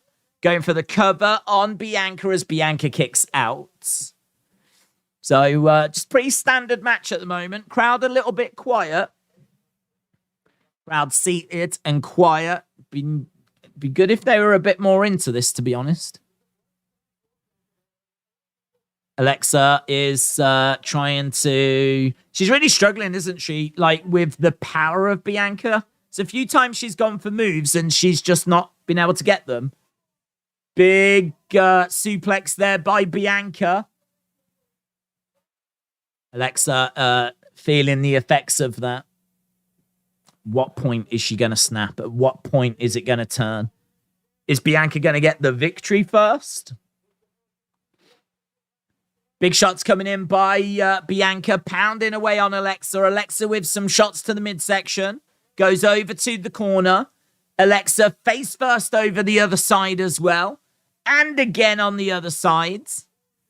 Shot coming into the midsection by Alexa, but it doesn't stop her being rammed into the other corner. And Bianca is I don't know what this is. I don't know what that was. Bianca was like... It's the old dance with the rope. She was doing one of them.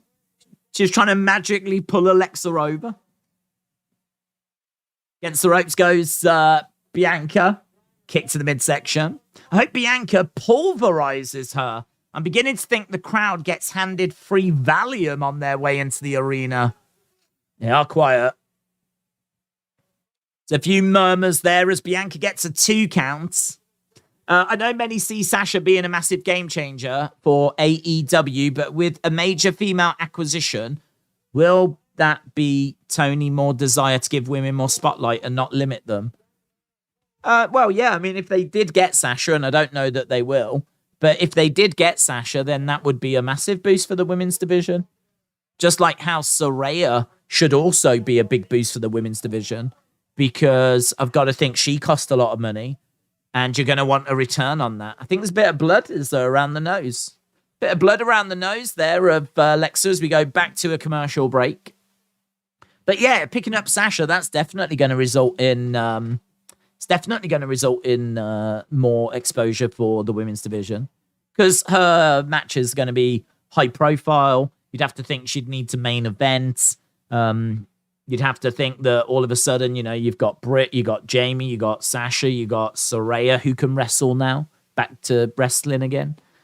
Tony Storm, Thunder Rose are coming back. All of a sudden, you've got a women's division. Don't forget, it weren't that long ago we were looking around. We had Anna Jay, Ty Conti, Penelope Ford, and that was your women's division in AEW. And it's not that great, is it? To be honest, it's not that great. Come on, Bliss. Go dark, said Dimension X Tuber Life. Let the evil flow. Revel in what you are. Revel in what you are. Manuela said, this crowd is horrible. They are really quiet. They are really quiet. I think Bianca wins and Bray signals Alexa after the match. Marvelin said Alexa has got an earpiece. I think she's wore an earpiece or something like that before, and I don't know why, to be honest. I don't know if it's something to do with her hearing and her ears or something. Whether it's like maybe to block out some sound or... I don't know. I've seen her wear one before, though. Maybe it is like when she was doing the playground thing and it's to give her communication, so...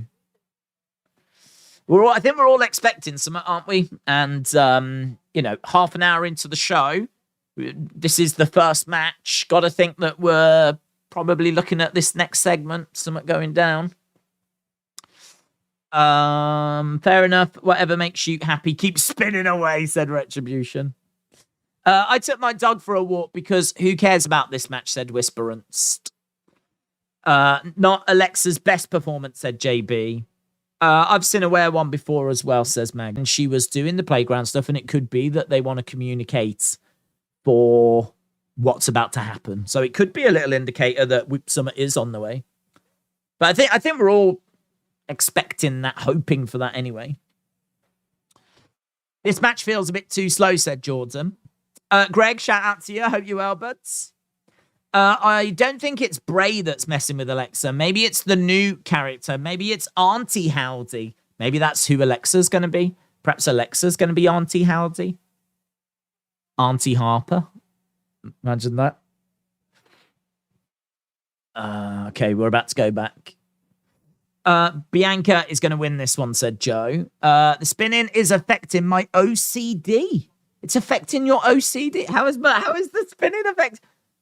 Maybe I do need to find a way of locking the chair in place, and then I can't spin it.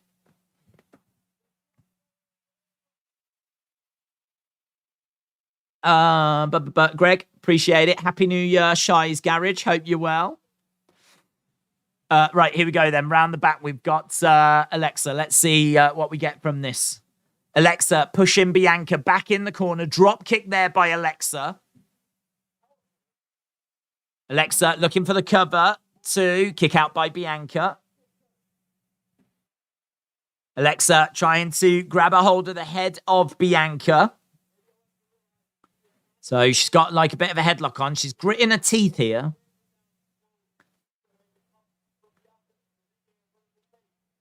Bianca trying to get up to her feet. Crowd applauding, trying to encourage Bianca back to her feet. She gets up there. She gets knocked down by Alexa. Alexa, double knees. Tries to senton over, but Bianca moves out the way. Roll up by Bianca. Kick out by Alexa. Alexa turns it into a pin. She's trying to grab a hold of the arm. Bianca is powering up to her feet. She's got Alexa on her shoulders. Gonna go for the KOD. No joy. No joy. She couldn't get it. Alexa, though, round the houses. Bianca again showing off her strength. Oh, I thought she was going to get her in a tombstone. Backbreaker. There was a moment there where she had her in like a tombstone position. I was like, do it? Man, that'd be sick. Tombstone pile driver by Bianca Belair. She didn't know. She turned it into a backbreaker. Right now, she's got Alexa in the corner, raining down some big shots. 7, 8, 9, 10, 11. 11 as Alexa goes on the outside, grabs the hair of Bianca and pulls Bianca to the outside. If Alexa wins, she should bring back the Fiend belt, said Suka. Someone in the crowd with a Uncle Howdy mask is being told to sit down. Still being told to sit down. Oh, I tell you that security guard was trying to get him to sit down. Who's this dude with blonde hair then with an Uncle Howdy mask? She's distracted by that person. Do you think that security guard knew that he was planted? The security guard was like, can you sit down? I don't know that blonde person is someone that's working for... Oh, look, there's another one. There's another Uncle Howdy mask on a person. My guess is these people are just people that are planted. And these are people that are not going to be revealed to be, you know, part of a group or whatever. Now we get the logo flashing on screen. So the logo flan again, the logo. She's wobbling around the ring. Keep it together, Alexa. Oh, that's a sick sign. There's a sign in the front row that said, he's coming for you. There's a sign in the front row that said, he's coming for you. And the logo popped up, and now we've got Alexa smashing the referee. So we're starting to see that evil come out of Alexa now. I like that he's coming for you sign. I never spotted that before, so I think that might be part of it. I think that might be part of it. I think that's part of it. I don't know. I don't know if that's someone that has brought their own sign or if it's someone... I don't remember seeing it before. I can't tell if that's a fan or if that is something that WWE have planted. It's always the poor ref. Wow, I think there's blood, you know, coming out of the mouth of Bianca. I think there's blood. Yeah, look at that. She messed her up. Where's that blood coming from? Is that the blood from Alexa's nose, or is that blood actually coming out of Bianca?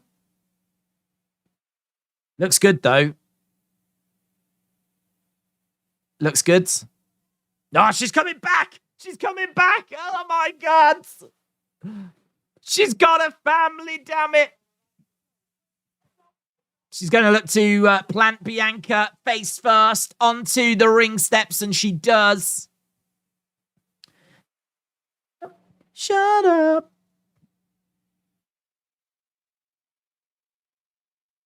Now, Alexa walks away. I think the crowd are chanting one more time, and the crowd goes mild. Yeah, the crowd aren't really losing their mind, are they? It's a quiet crowd, man. It's a really quiet crowd. Belair's hurt. We've got a stretcher coming down for Belair. Looks like Bianca retains. The match is not going to continue. Well, I mean, this crowd are ruining the show, aren't they? So, turns out this crowd are going to ruin everything tonight. Get up, shut up.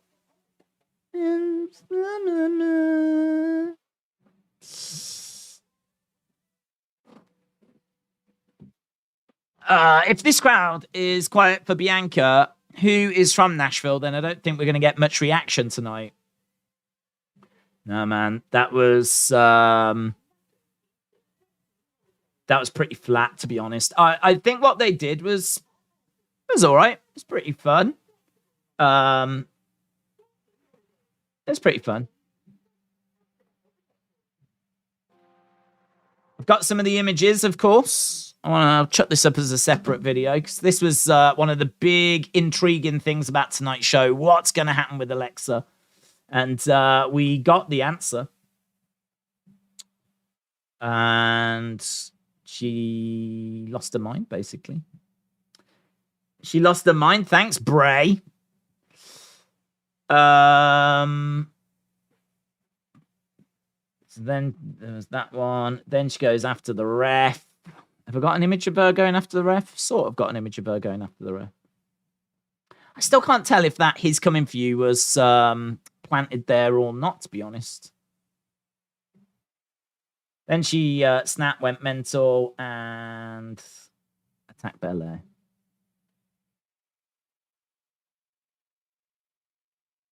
Okay. So we just got the Alexa segment. This was a segment that people were waiting for. Alexa versus Bianca Belair for the WWE Raw Women's Championship. And this was interesting.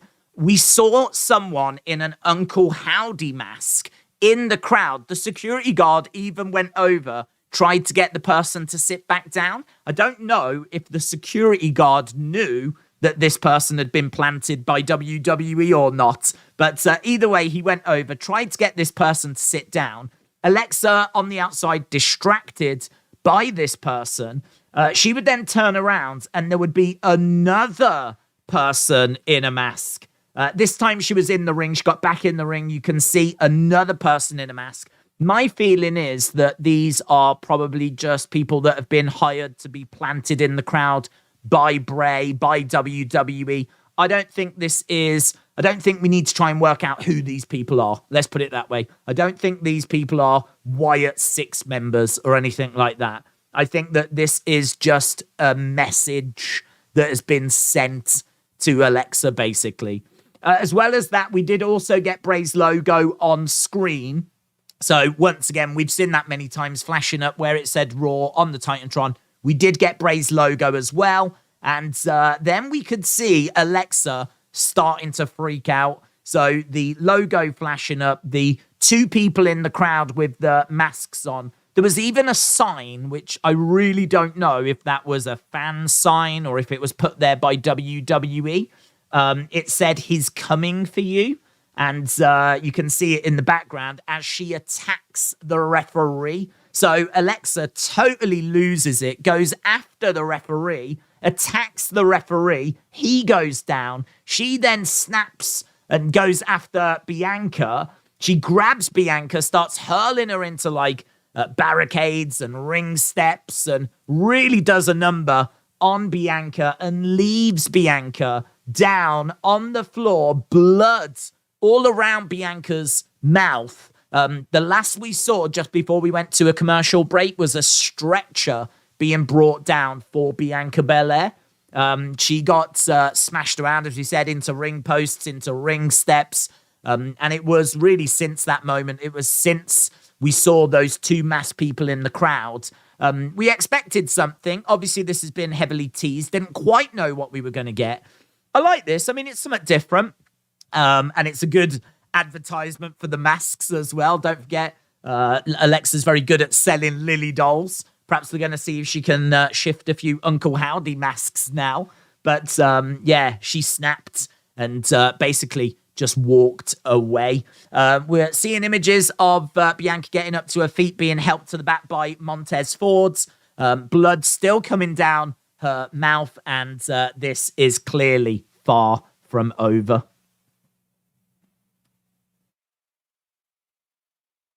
Alexa, selling Uncle Howdy masks now. Why not? Why not?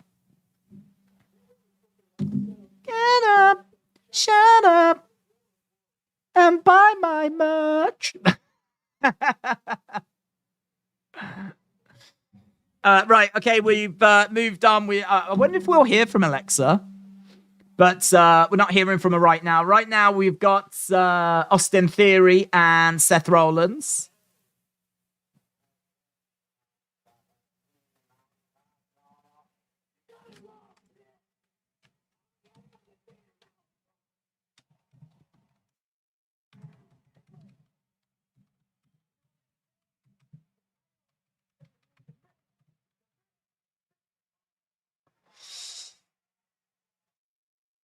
Okay, let me just chop this video up and then we'll get back to Raw. Raw is carrying on, and we're just seeing basically how we've been building towards Theory and Seth. And we're backstage with Kathy Kelly, who has got Austin Theory with her.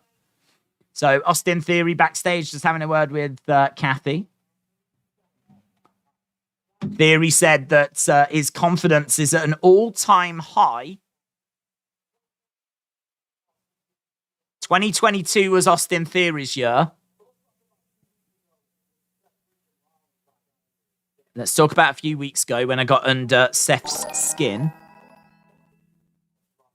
And when he least expected it, I dropped him.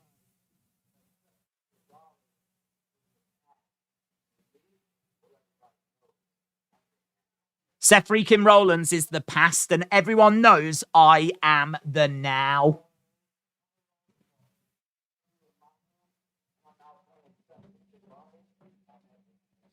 He says that he's outplaying Seth freaking Rollins every turn. Not too bad for a kid, I would say. Okay. So just building up basically as we're heading towards...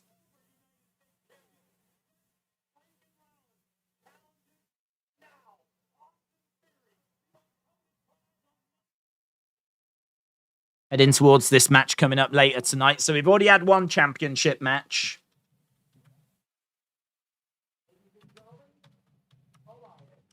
Okay, next we've got Elias. Hello, I am Elias. Is this going to be the street fight now? It should be, shouldn't it?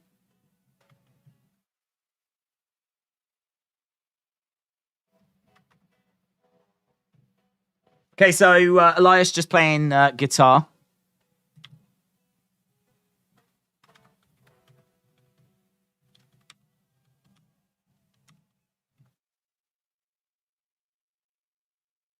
Said we're in Nashville. We're in Music City.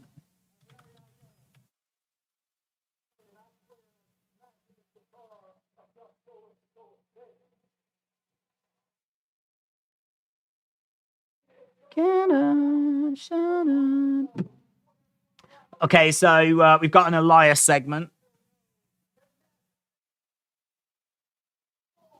WWE stands for Walk with Elias. Elias.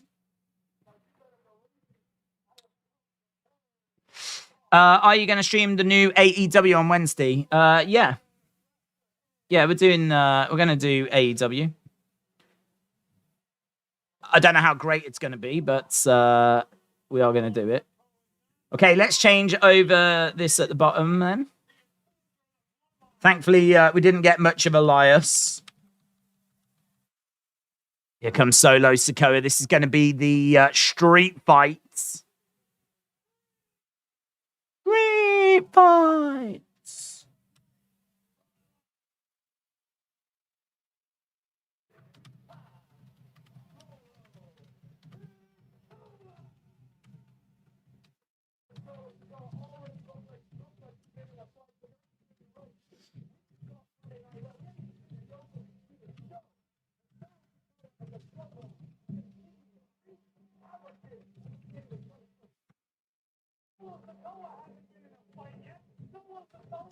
Okay, Solo making his way down to the ring then. Almost done with this. That was all right. That Alexa thing was all right. I think it's the crowd that ruined it. I really do. I think if the crowd had been like popping off, it would have been really good. But they just weren't, were they? They just weren't feeling it at all. Okay, so it's going to be the street fight. Solo Sikoa has made his way down to the ring. It's going to be an awesome match between Elias and Solo Sikoa, said Basketball Pro. Days, did you have a Christmas celebration on Wednesday? It was weird not having a Dynamite stream. Yeah, I did. So Christmas Day was quite quiet for me. We didn't really do anything. My brother just came round later in the day, had something to eat, and that was it really. But my dad came back on Wednesday and all the family came over. So all my aunties and uncles and all of that. So it has been weird, to be honest. New Year's was weird over the weekend, not streaming as well. But I mean, we're back now. I mean, we're here today. We're back tomorrow with NXT. We're back on Wednesday with AEW. We've got SmackDown on Friday. We've got boxing on Saturday. So sort of feel like we're back now. We're back now. We should be back to some sort of normalcy. So yeah, but it was good. I mean, like, it's good that it's done. It's out the way. Got to see the family. Got to recharge the batteries a little bit. So yeah, it was good.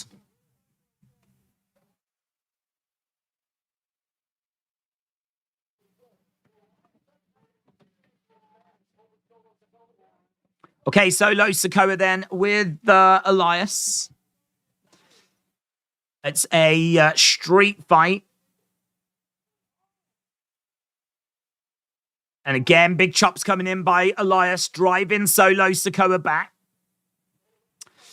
I hope your dad is doing well, said Sonny. Sonny, shout out to you.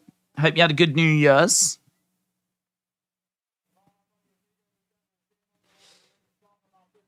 Okay, so big shot there by Solo. Solo unloading on Elias. Elias over by the ropes. Has anything good happened in the first 50 minutes, said Serious Gaming? Well, I like the Alexa thing. I didn't know what to expect. I said I thought there would be a Sister Abigail. There wasn't. I don't think there was anyway. I said I thought there would be the logo. There was. And I said I thought there would be Lights Out. There wasn't. What we got instead was two people in the crowd in masks, which I didn't predict. I didn't expect. And so they delivered something I wasn't expecting. Is it the craziest thing I've ever seen? No, of course. Of course not. But it was, it was all right. It was all right. Now, Elias with a cowbell, hitting Solo across the back. That should not have bothered Solo. Being hit across the back with a cowbell should not have bothered the Samoan Street Fighter. Chop coming in there by Elias. Elias with a guitar. Solo over against the ring post. Ducks out of the way. The guitar explodes. Kick to the midsection by Solo.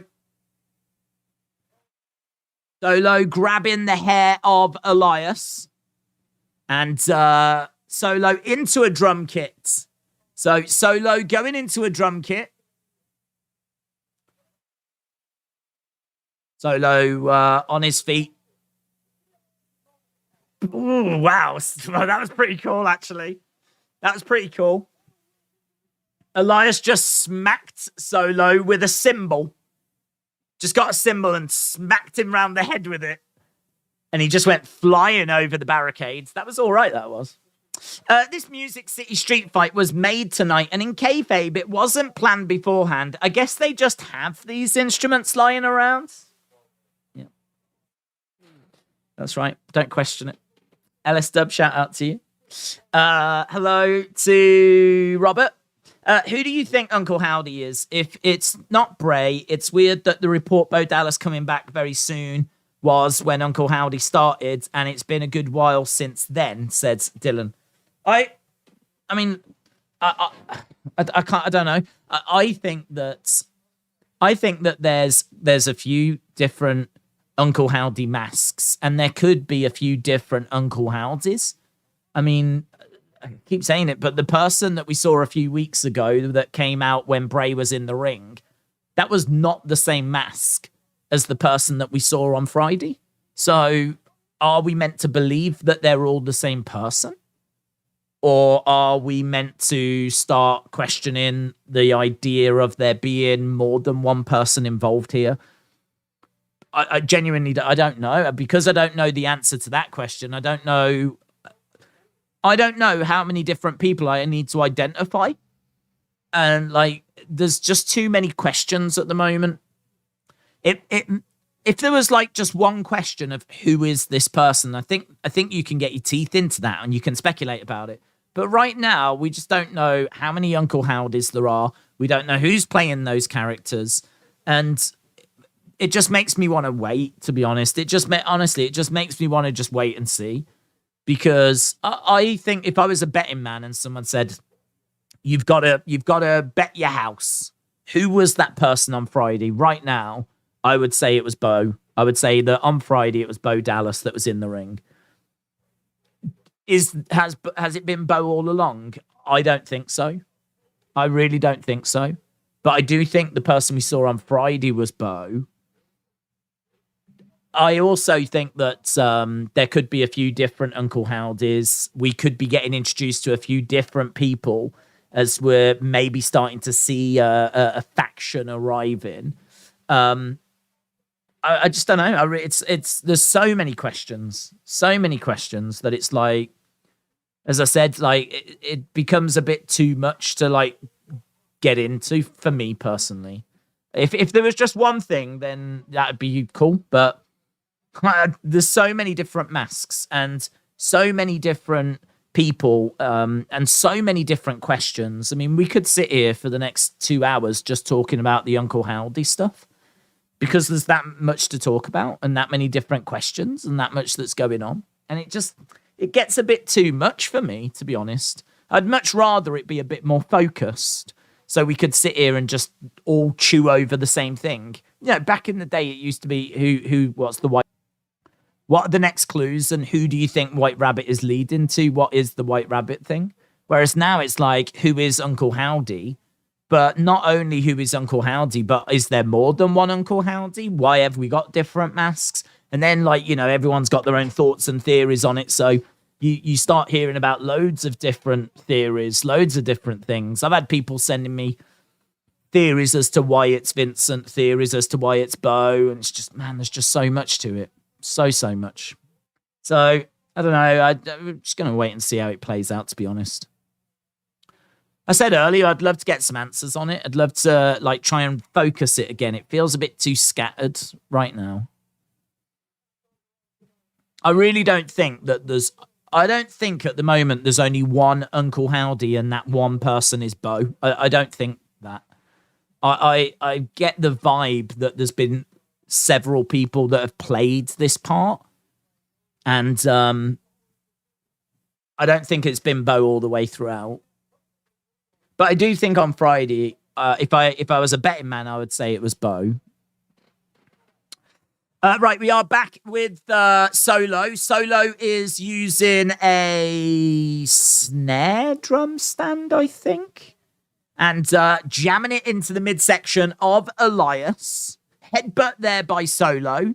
Elias going down to the ring. So Elias looking to get into the ring. So 50 minutes into this show.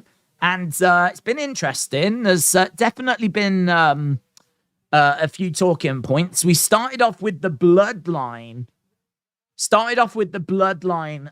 Like, hijacking the show. Then they all got put into matches. So now we're seeing Elias against Solo in a street fight. There's a keyboard in there. I think a chair in there as well. Crowd are horrible, though. Crowd are so quiet. Solo looking for the pin and kick out there by Elias.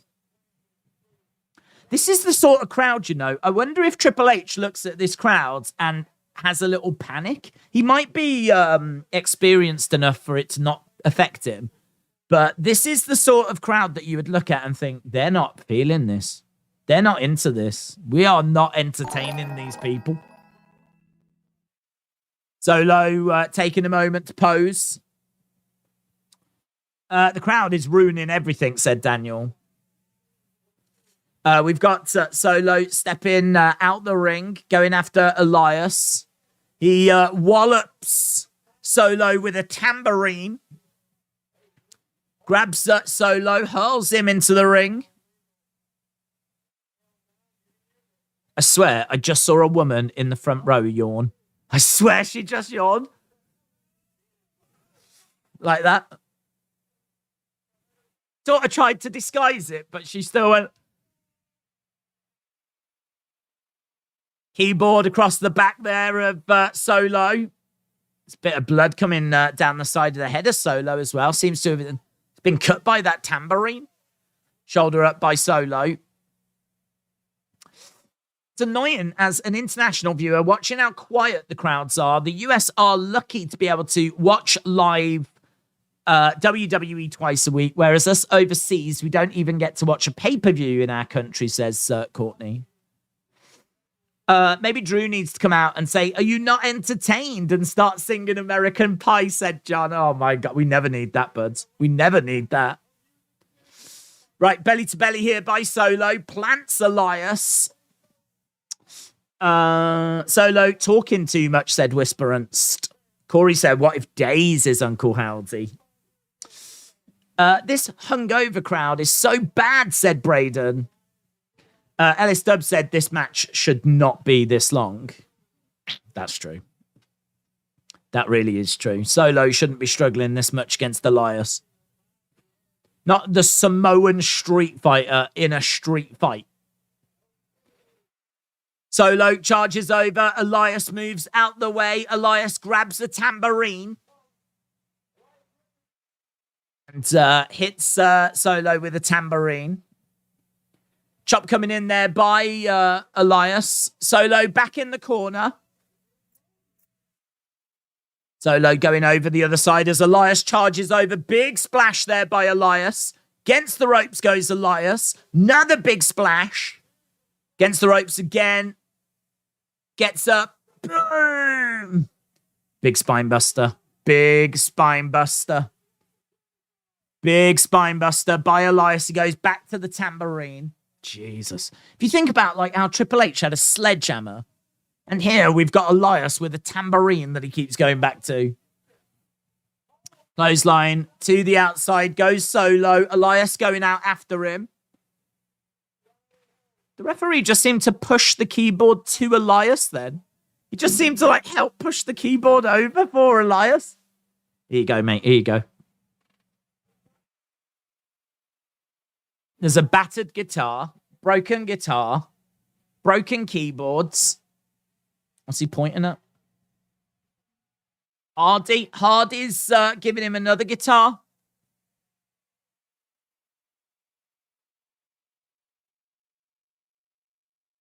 Okay, so another guitar. Kick to the mid, or I think it was a kick to the head, actually.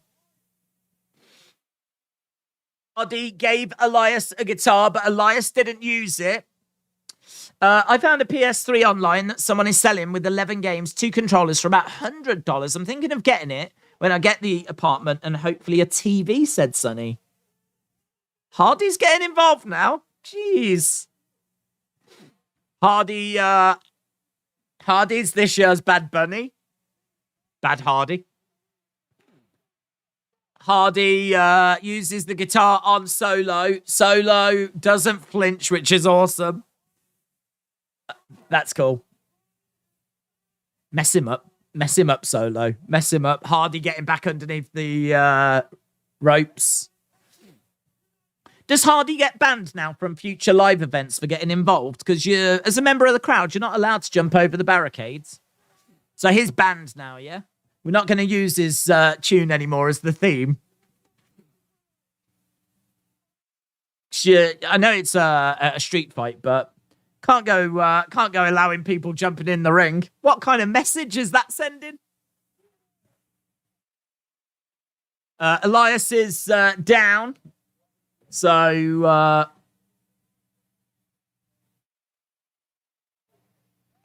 Hardy getting involved, but not helping Elias. And this isn't going to help Elias either, as he gets slammed onto a grand piano. That looked cool. 1, 2, 3, and Solo wins. The ending was pretty good. That slam onto the grand piano was all right.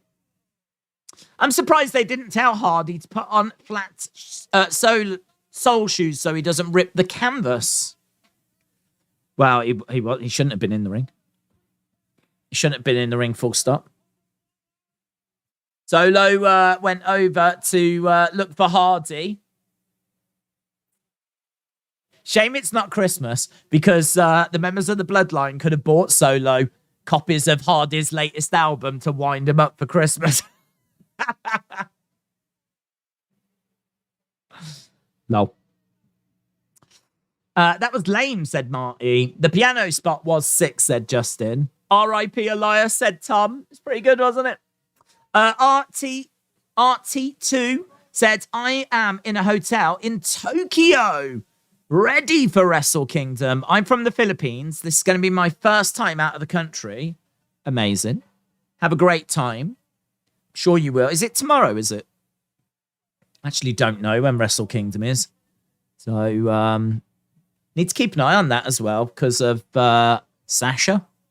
I think a lot of people will probably be keeping an eye on it because of Sasha. So the views for it will probably be pretty good.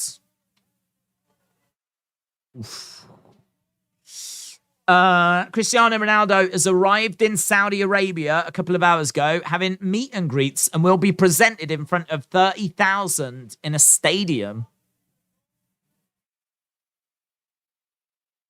Yep.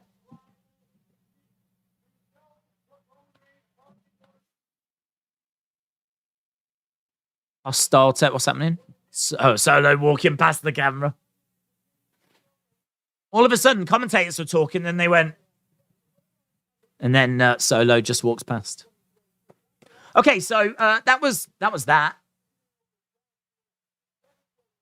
That was that. How long are we into the show? We're an hour and 5 minutes in. It's going pretty fast, in all fairness. Doesn't feel like we've been watching it an hour. Sammy taking the pin in the 6-man match, causing the end of the Bloodline, said Bearded Bronco. There are 2 nights of Wrestle Kingdom. The first is tomorrow, and the second being near the end of the month. Is there? The second one is near the end of the month. Is that true? They're not next to each other. True. They've not done like 2 nights in a row. Random. Second one is going to be New Japan versus Noah. A New Yorker named Joseph introduced the first patented toilet paper. He called it medicated paper for the water closet. Medicated paper for the water closet. Coach Co, shout out to you. Cody is going to dethrone Roman at WrestleMania, says WWE Channel 238. Kid Rock looked pretty chubby in the ring a few minutes ago, said Jack79. Second night is a super show with Noah. Who do you think the final 4 will be in the Men's Rumble? Final 4 in the Men's Rumble, I am going to go with Cody. There's rumors of The Rock, isn't there? But I really wouldn't do it. I'll go Cody. I'll go Theory. I'll go, I don't know, Seth and Kevin Owens. Sammy could be a curveball. Drew could be a curveball. Brock could be a curveball. Feel pretty good about Cody winning it. If it's not Cody, then I think it is The Rock. But I feel pretty good about Cody. Right, we're going to commercial break. Severe injury on Monday Night Football. They're doing CPR. A player has been down for 9 minutes, said Zachary. Days, I have been to a Nashville show before and it was loud, said Keaton. Well, I don't know what's gone on here. I really don't know. They've quiet, really quiet. It's really bringing the show down. A crowd can make such a difference. I think they did a poor job making John Cena feel like a big deal on SmackDown, said Justin. He didn't show until the match and then barely wrestled. Hope that football player is okay, said Sonny. Where can I watch Wrestle Kingdom, said On. Well, I think you can get it on Fight, but you have to pay for it. You can get it on New Japan World, but you have to pay for it. Maybe Watch Wrestling, but I don't know how reliable that is, to be honest. That is the reason why Gallows wasn't spotted with Carl Anderson, because he is working against Tama Tonga at Wrestle Kingdom, said Dysfunction. I thought you had to pin them in the ring, said SD Films Studios. Street fight in it. Tribute to the troops is available. Are they saying that? I mean, I don't know. It's a good point. Falls count anywhere. I don't know if that is part of a music hall Nashville street fight. I'm sure they'll just say it is. I'm sure they'll be like, oh, no, the rules of a street fight is you can pin them anywhere. A Nashville street fight. What is a Nashville music street fight anyway, do you know? What do you think of Alexa? I thought it was awesome, said Clay. I didn't think it was awesome. I thought it was pretty good. I thought it was interesting. It didn't blow my mind. It didn't blow the mind of the flipping crowd either, by the looks of it. But then there is nothing really blowing the mind of this crowd. I mean, I feel even The Rock could come back, and I'm pretty sure they'd be like, they're just really not feeling it tonight at the moment. I don't know what we can do to turn it around. Feel like we need to, though, because it is really dragging down the show. But I think the show's been all right. As we said, we're not that far away from the halfway point. I've been entertained. It certainly doesn't feel like it's dragging to me. I'm not sitting here going, oh my God, how long have we got left? No, I don't feel like that at all. Wrestle Kingdom is on New Japan World. It's not on Fight anymore. Oh. There is going to be a tribal ceremony in the new year featuring many past Bloodline members, many ex-Samoans like Samu, Rikishi. They've all signed deals this year, says Samoan J. Tulagi. Tulagi? Does anyone know where to watch AEW in the UK? Yeah, on Fight. That's the only place you can watch it live. Again, maybe Watch Wrestling, but I watch it on. I've got the subscription with Fight that allows you to watch it live. Street Fight uses various elements of no holds barred and no disqualification, and does allow pinfalls and submissions outside of the ring, said Dark Angel. If anyone's dethroning Roman, then give him a kiss of life from me. It's on ITV. The one on ITV isn't live, though, is it? Here in the UK, the ITV one, I think, is just a replay. Bring back CM Punk, and then this crowd will change, said Richards. Right. We are back from that commercial break. We are in Nashville. Normally a good crowd, in all fairness. Normally a good crowd. We've done WrestleManias here, so... But, at the moment, as we said, a little bit quiet. Here come the Usos. This might wake them up. And since day one-ish. Okay, here's Sammy and the Usos. 6-man tag match coming up then. So we've had Elias against Solo. Now we've got Usos and Sammy versus Kevin Owens and the Street Profits. This might wake them up. Usos and Sammy. People throwing up the wands. Lots of wands in the air. You the twos. We the ones. The hit didn't look bad, but he dropped like a rock right after it. This crowd is horrible, said EST. What's going on with Monday Night Football? Don't know. Bianca isn't from Nashville, says Loretta. What do you think are the profits of the streets? What do I think of them? I mean, I don't mind them. I think Montez is good, charismatic. I think both of them can talk. I don't think Dawkins is that exciting in the ring, but he doesn't need to be. He does like a lot of the heavy lifting. He's kind of the wrecking machine, really. Or at least that's how they try to position him. And then you've got Montez that comes in and does a bit more of the flair stuff. So they kind of complement each other well. I just wish they had a good story to get their teeth into. I just never see the Street Profits involved in like good stories. So I think they feel like a good, credible tag team, to be honest. They're not an all-time classic for me at the moment, though. You know, when we talk about great tag teams, it's going to take a long time till I get to the Street Profits. But it's a real shame because they've got the ingredients. But, yeah, they're just not... The creative's not very good for them. Here's Kevin Owens, the honorary Street Profit. The honorary Prophet.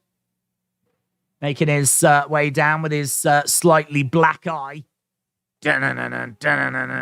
Street Profits, Kevin Owens against Sammy and the Usos. I'll tell you something. Part of the story going into Survivor Series was how Sammy didn't want to fight Kevin. They didn't want to fight. And do you remember there's been a few times where Sammy could have hit Kevin with like a chair or something along those lines, and he's never done it. He's never gone for it. Well, that's right out the window now, isn't it? Since Survivor Series, these two are quite happy to face each other and fight each other, which isn't a bad thing.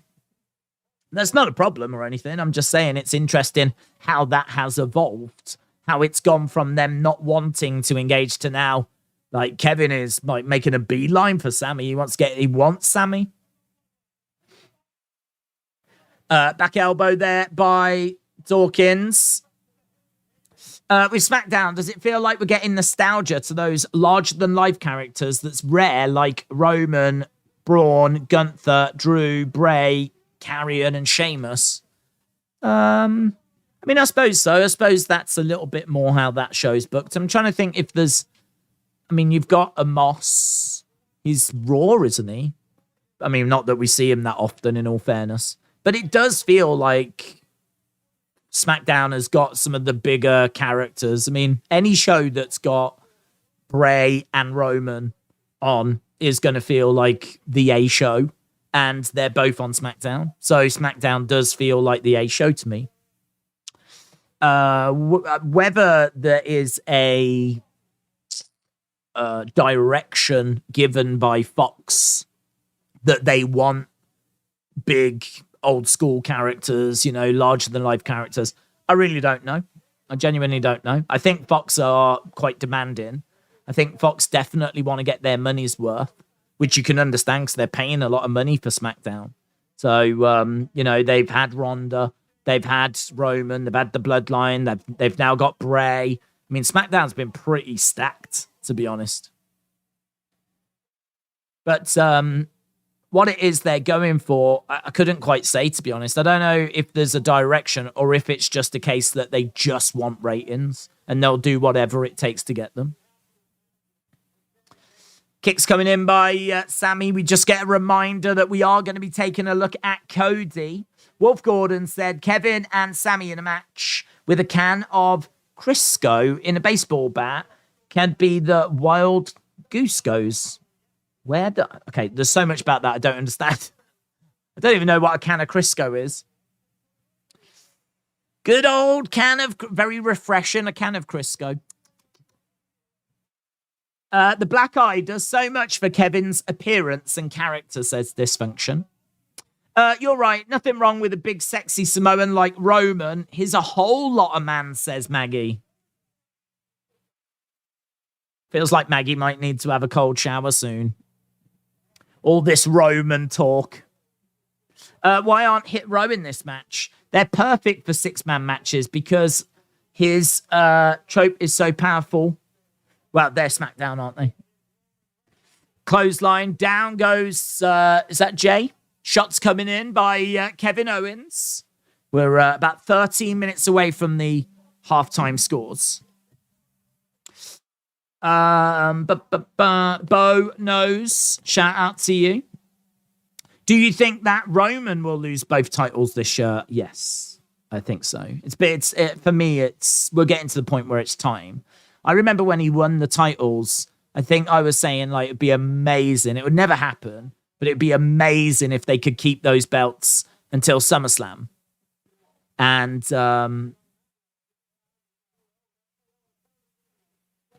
Kevin Owens is being attacked over the other side. What's Montez doing? Montez is in the corner. He's just... You'd imagine Montez would be a bit more enthusiastic, like trying to encourage Kevin. But he's just standing there. Montez acting really weird. Montez is just standing there. They keep showing him and he's just like... It's like he's in the Bray logo. It's Uncle Howdy. Oh my God, Montez. It's Uncle Montez. It is Uncle Montez, guys. Yowie wowie, Uncle Montez. What's he doing, the weirdo? Just looking at the replay. He really looks like he wants to be anywhere else in the world, Montez. They cut over to him and he was like... Good. The smoker's worn on. Montez is joining the bloodline. It's his wife, Bianca. Oh, what? Is he worried about her, you think? He looked all right when he first came out. He didn't look worried when he was doing his entrance. It's not like he came out all quiet and like moped his way to the ring. I seem to remember him like being dancing and being part of the entrance. I don't know, man. Maybe it is his wife. Are you still doing the Davis fights? Don't think it's being shown in the UK.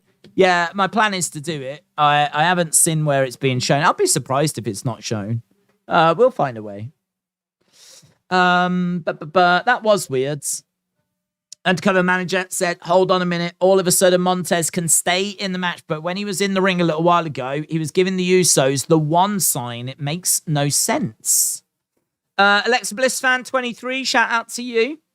Jim Kojiko Gore says, fun fact, Mickey Mouse enters the public domain on January 1st, 2024. Can't Disney stop that? Surely they could stop that.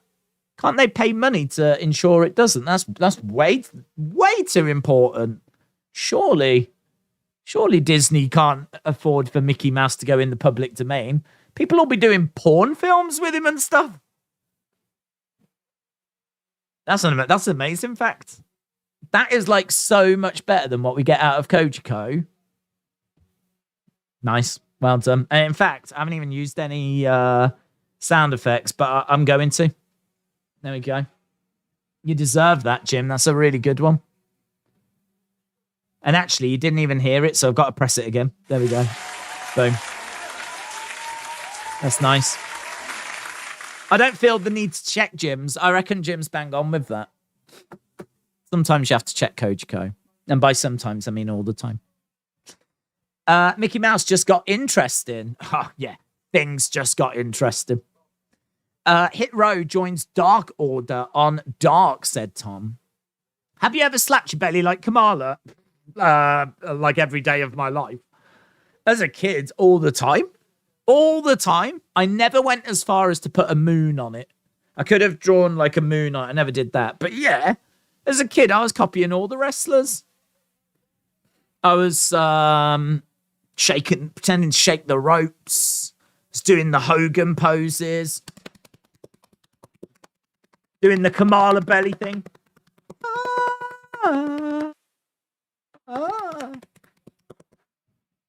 Huss! Huss! I was doing the berserker thing. I was doing it all. It's living my best life. Now I wake up every day. As soon as I open my eyes.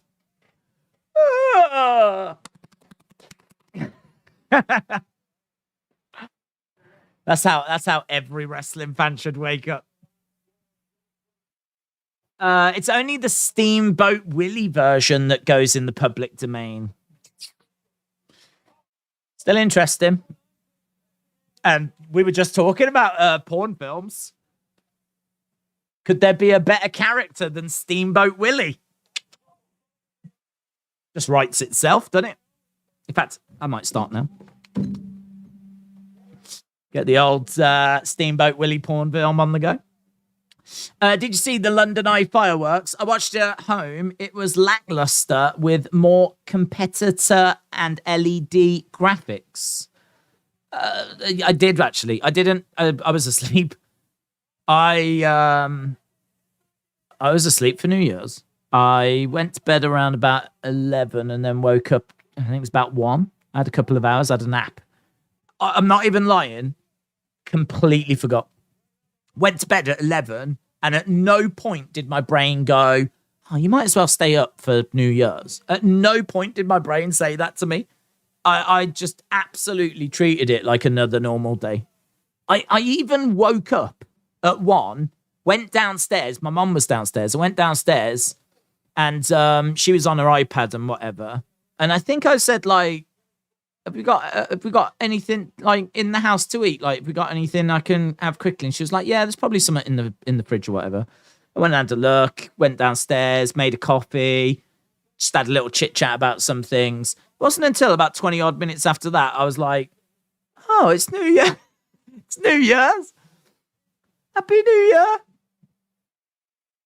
Could not have been less an event in my life if it tried. So yeah, I did nothing, had no plans, wasn't bothered by it. I've never been bothered by New Year's. It's never done anything for me. I've been out on New Year's before. God, it's horrible. I think I've had one good New Year's, and that is it. One good New Year's. All the others have just been awful, busy, can't get to the bar, drinks are super expensive. Then you just, like, can't be bothered with it, so you stay in. TV's rubbish. You don't get the same effect. Now I've got to the point where I forget that it's even New Year's. Into the barricade goes Jimmy Uso. But anyway, I did catch up. Once I realised it was New Year's, I did watch the London fireworks, and they're quite exciting at the start, like when they go off and you're like, oh yeah, they're cool. But then like 8 minutes later, you're still just watching fireworks. You're like, gee, got bored, man. It's boring. I actually thought the drones were the best part, because at least that was doing something. Kick there by Jimmy. Kevin Owens goes down against the barricades. Where are we? 4 minutes till the halftime scores. We've got Montez. He's trying to grab Sammy and get him back in the ring. All eyes on Montez. Uncle Montez. Goes to the big shot. Big boot. Haluva by Sammy. Haluva by Sammy. 1, 2, 3. Gets the win. Sami Zayn gets the dub. Oh, wasn't expecting that. Wasn't expecting that. What will that do for Sammy? Sammy needed that as well. Sammy pins Montez with Haluva.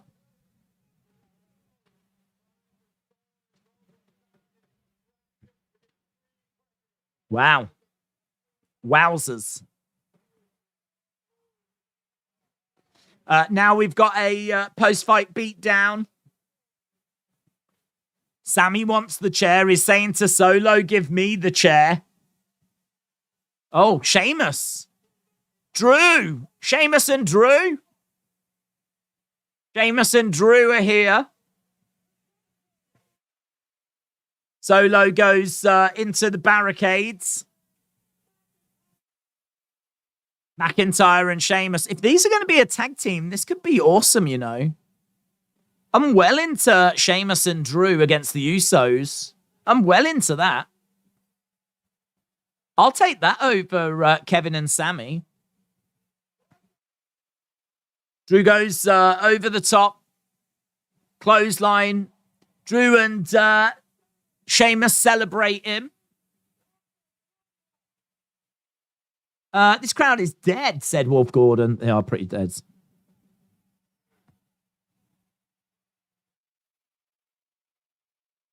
We'll get them back on Friday, said Sammy. We'll get them back on Friday.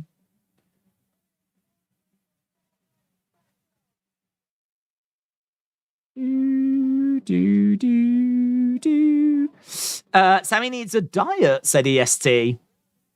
Easy99 said Ronaldo. I did read that, but yeah, I'm not bothered. He's as good as retired, isn't he? Coming up next, we got Dexter against Chad Gable. We've got that match coming up next. EST said Blah Night. Well, you say that, but the EST did retain. EST could have lost her title, but the EST kept her title. Should be happy at that if you are an EST fan.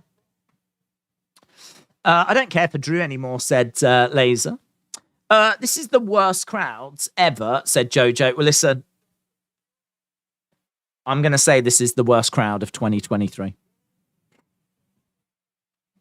Can I go all the way around? No, I can't go all the way around. I was going to do a 360 then. That's how dramatic that was going to be. But I can't actually, the desk gets in the way. So I can't do that. But this is the worst crowd of 2023. Halftime scores, everybody, it's the halftime scores. I really want to know your halftime scores. Put it in the chat.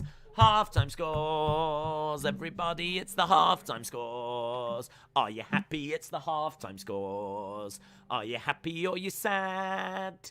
Halftime scores, everybody, it's the halftime scores. I should get that recorded.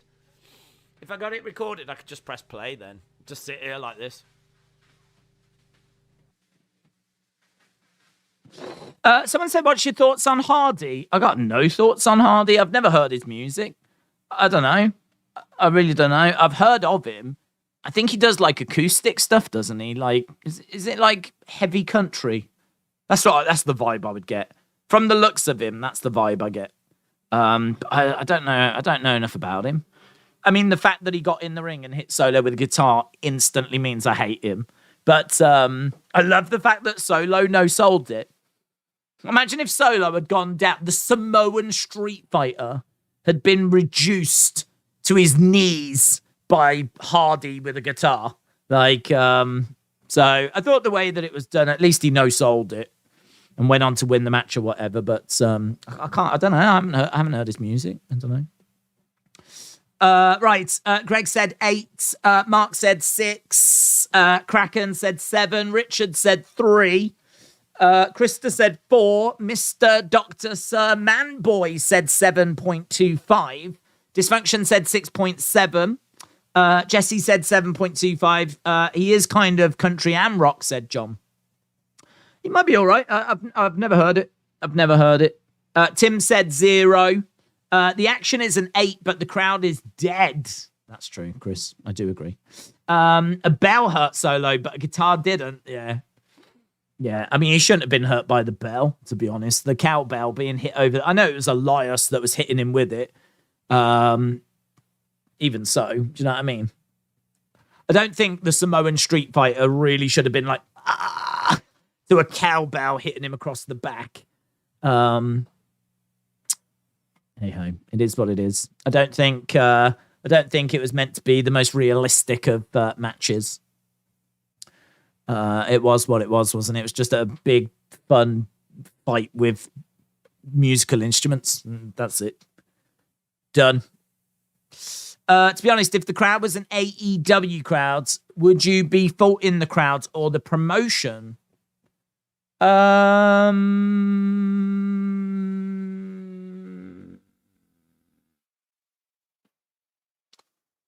know, to be honest. I mean, I feel like if you're in this crowd and you go to Raw, you've watched Raw. I don't think this is a bad Raw. I'm not watching this Raw like, oh my God, it's stinking out the place. It's not as if we're getting, just rubbish wrestlers going out there. I mean, they open the show. That's one of the most exciting opens. We went to it and stuff was already happening. Right? And it was the Bloodline, who we didn't even know were going to be on the show. And who's more over than the Bloodline? I know Roman wasn't there, but Sammy is super over. And people love the Usos and everything. So I sort of look at that and go, well, they gave him a red hot start. They gave him like a fantastic open to the show. And then we went straight from that into a women's championship match. I mean, Bianca Belair's had a monster year. And people, I mean, like you look on the internet, people love Alexa. So I don't know. I sort of look at it and think, well, I don't feel like they've done them dirty. I don't feel like WWE have given this crowd something to really hate. They gave them a hot start. Then they gave them a women's championship match. Then they gave them... what's this? Oh, Embrace the Dark. Pitch Black match.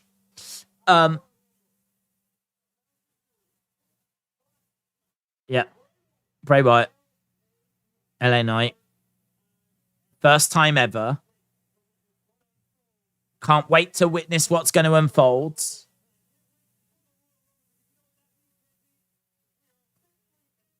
But still no details as to what it is. So they're talking about the Pitch Black match, but no details as to what it is.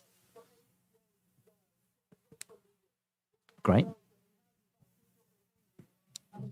Yeah, AJ picking up a broken ankle. Just going to take some time to recover. This will be the longest I've ever been out the ring, thanks to the prayers and well wishes. So, I think... I don't think that WWE have done this crowd dirty. I just think it's a flat crowd. So, I mean, look, if it was AEW, we'd be saying, wow, this crowd's quiet. They normally have red hot crowds. Then you would look at the show, and to be honest, if the show you felt was flat, then you would say, well, what have they given them to cheer about? I can't really make that. I can't really say that about WWE. I feel like they've given this crowd a bit. I don't think it's the best show, but God, we've seen way worse Raws than this. We've seen worse Raws than this. Right, coming up next then, we've got Chad Gable. He's taking on Dexter Lumis. Oh, look at that old guy. Ah, there's an old guy in the entranceway. He put his hand out. The guy's a boomer. The guy looks like he's in his hundreds. And they just walk past. They are heels. Otis even looked at him. I hope Dexter Lumis touches his hand. Old guy, when do you ever see an old guy put his hand out? Oh, come on, Lumis.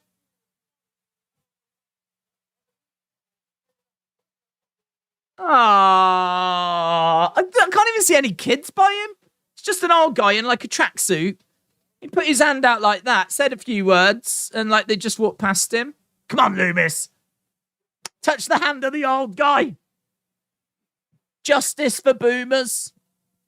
Here's Lumis. Lumis, go on. Oh, he's staring forward. The old guy's on the right as you're looking at it. He's on the right. Oh, he ain't going to touch the hand of the old guy, is he? Oh, he just walked straight past the old guy as well. No. Oh.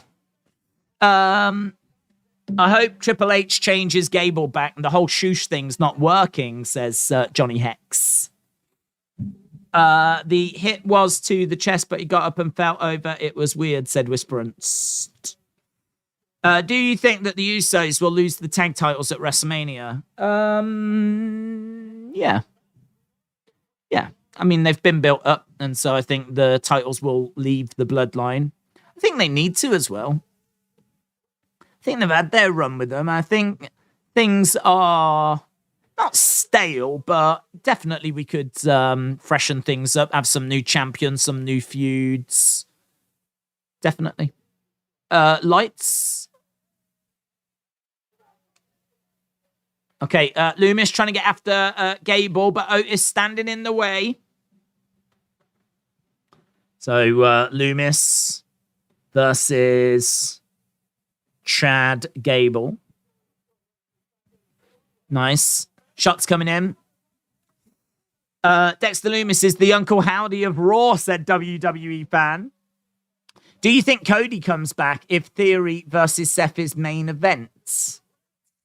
Don't know. I mean, there's a chance of it, definitely, but WWE keep advertising a look at Cody Rhodes, and it makes me wonder if that's all we're going to get.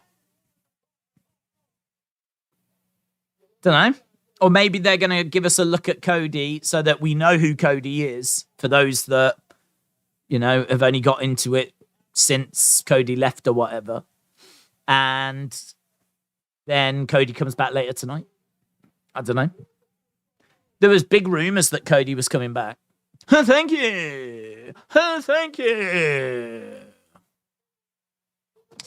Do you think you watch the Rumble or Fear and Loathing? I think I'll watch the Royal Rumble, given the choice. Dexter Loomis gets too much hate. I love his work. I think he's really funny, said Dysfunction. Cody wins the Rumble, but loses at Mania. Can we vote on Mustache Days versus Loomis? No. Do you know what? We've had nearly 2,000 votes, you know. That's mental. For a Monday night, that is mental. I mean, in all fairness, we don't normally have a poll that runs throughout the whole stream, so I don't really have anything to benchmark it against, but that's still way more votes than I was expecting. 60-40, will we see a title change tonight? 60% say yes. So we know it's not going to be Bianca. I think that's only going to leave Austin Theory, so it's close. 60-40 at the moment. Do you know what? Chad Gable tells the crowd to shoosh. He doesn't need to. He doesn't need to. He should come out and tell the crowd to wake up, let alone shoosh. The last thing we need is him telling the crowd to be even more quiet. Shot down goes Chad. Couple of heart punches. Chad Gable over in the corner. Big splash by Loomis. Bulldog by Loomis. He's got him up in the air. Bang, plants him down. Kip up there by Loomis. Oh, that was nice. Kip up, and then he sprung into a leg drop. That was nice. That was nice. Cody has announced he has decided to do OnlyFans with The Rock. I think that'll do well. Nice German suplex there by Chad. Loomis goes to the outside. Chad Gable on the outside as well. Charges into the back of Loomis. Loomis goes into the ring post.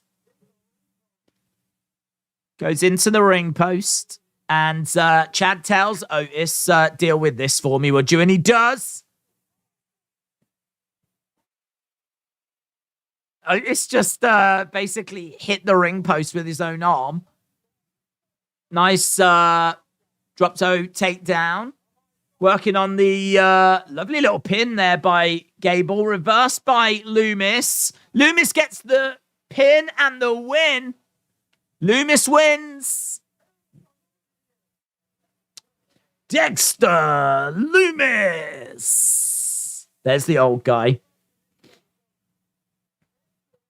Dexter Loomis picks up the dub. Well, I mean, look, that match didn't stick around very long. Do you think they're making a mental note? Never come back to Nashville. Do you reckon backstage right now, Triple H is like, just jot this down for me, would you? Just as a reminder, never come back to Nashville. Never return to this place.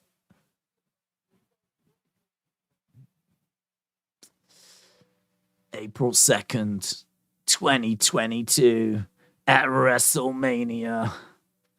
AT&T. Seth Rollins waiting in the ring, waiting to find out who his mystery opponent would be. The lights went out. And he returned. The American Nightmare. So, the look at Cody right now. I think next week there will be a promo that Theory will call out Seth, but Seth doesn't come out, but the crowds will hear Randy Orton instead of Seth, said Laserjet. Easy99 said, I think the pitch black match is the light will be dark in the arena, except the light in the ring surrounding them. Rory said, how in the world am I only now just figuring out that Ken Block passed away? I don't know who that is. I love Raw today. Can you tell me if Alexa won? She didn't. What happens between Alexa and Bianca will be back? I've done a separate video on it that's got images in, so you can watch that, and that'll tell you everything that happened between Alexa and Bianca, and it was interesting. I think they will do a rematch. I think Bianca's going to want a rematch. She's going to want revenge for what happened to her. But, we open the show with that.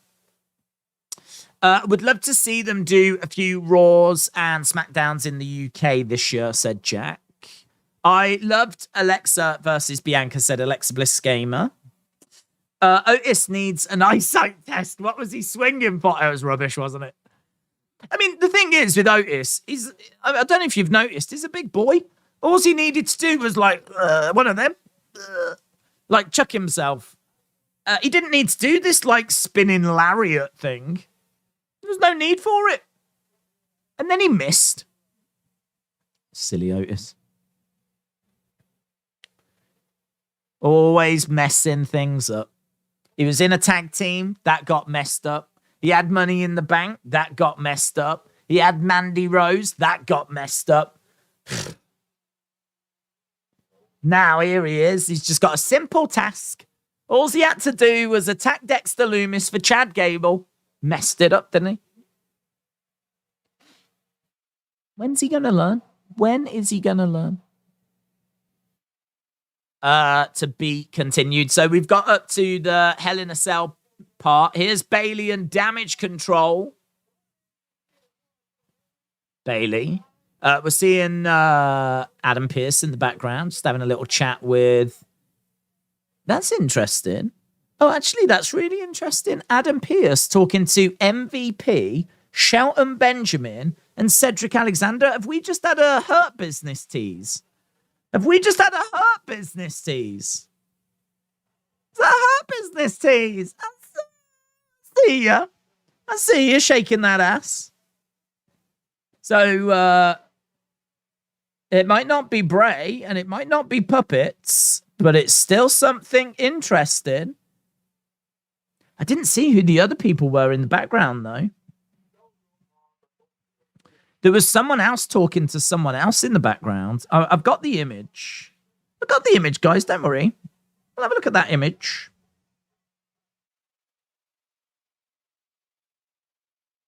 That image. Don't worry about it. Let's see if I can bring it up.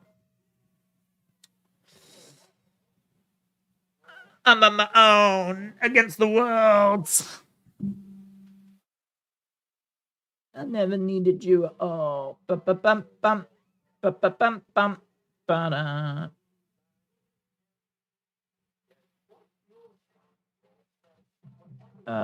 Where's it gone?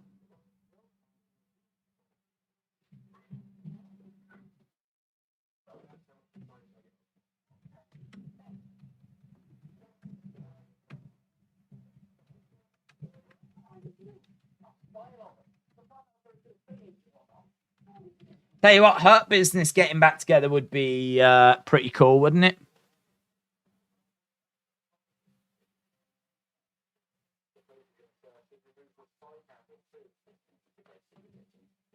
Never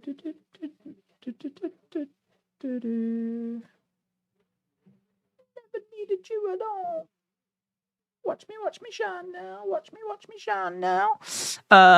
There they are, guys. There they are. Hurt Business reunion confirmed. Just in the background, you see where EO's head is. If you can see EO's head, just in the background where it says Night Raw. Night Raw. If you just look to the left of that, your left, not their left. It would be their right, but your left, where it says Night Raw. I don't know what that is. That must be a new wrestling show that's coming.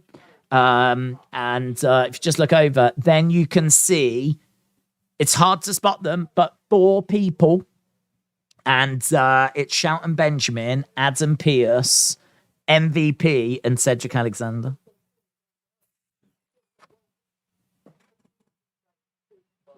Big. And then I didn't get an image of it, unfortunately, but there was someone else talking to someone else like further in the background. And I couldn't see what that was. That might have been nothing though.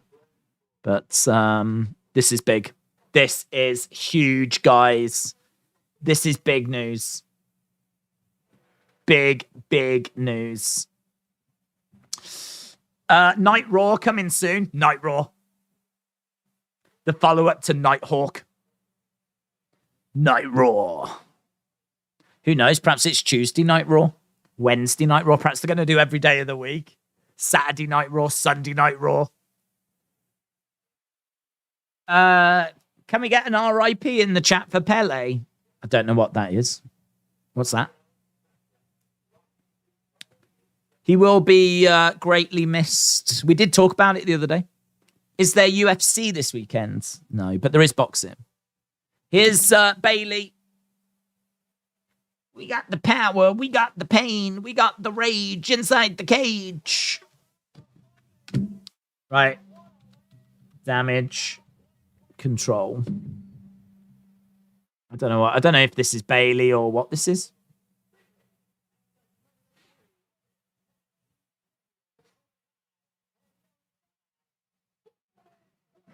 Damage control. Eric, shout out to you, buds.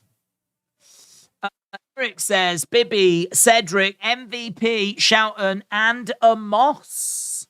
Do it. Do it. Do it. Do it. That'd be interesting, actually, wouldn't it? That'd be a hell of a faction. It'd be pretty fun. Do you think they're talking to Adam about dealing with Adam's bloodline problem? What if we do have a little feud or something? That might be all right. Bibbs, Bibbs at the moment isn't involved, but MVP, Cedric, yeah, maybe, I don't know. Maybe Bibbs gets involved. Maybe he doesn't. Perhaps it's just Amos, Cedric, and Shelton. Oh, it's just good we're doing something with Cedric and Shelton, to be honest. And Happy New Year's, Trashville. Yeah, fair play. Fair play. Trashville. Trashville. Don't you remember a little show called SummerSlam?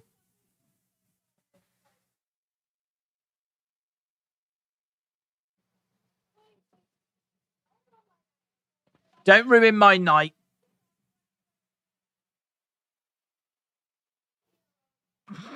Trashville. Okay, so she says, booze for Bailey. She's getting a good reaction. Well, she's getting a reaction. That's a good. Any reaction's a good reaction out of this crowd.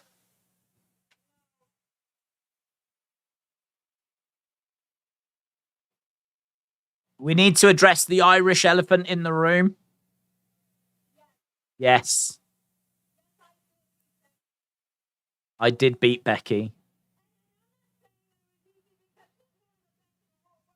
I'm not saying it was easy, but it sure as hell was fun. I forgot she beat Becky. And I did it all by myself.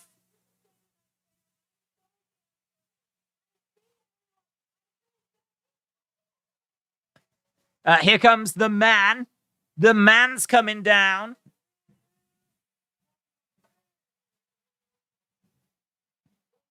So she said she beat Becky, and it was fun. Here's Big Time. Big Time's coming out, and she's in wrestling gear. Shut up, Bailey, you dope.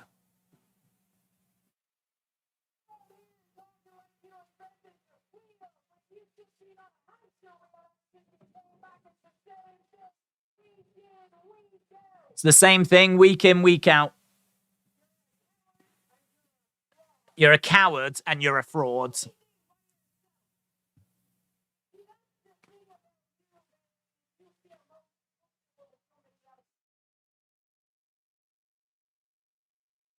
You feel comfortable in someone else's shadow?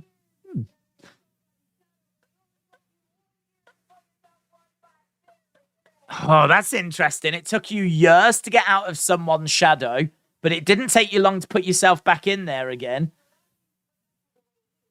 Talking about Sasha? Talking about getting out of Sasha's shadow. Ooh. Ooh. Shots fired by Becky Lynch. Shots fired by Mrs. Lynch. Mrs. Tyler Black Lynch Rollins.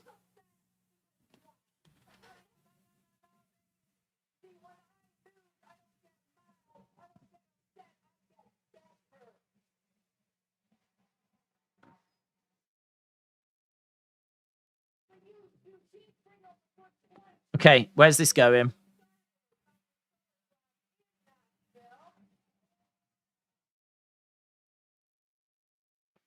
Becky looks better with pants on. Sasha return confirmed, said Primo. Sasha reference.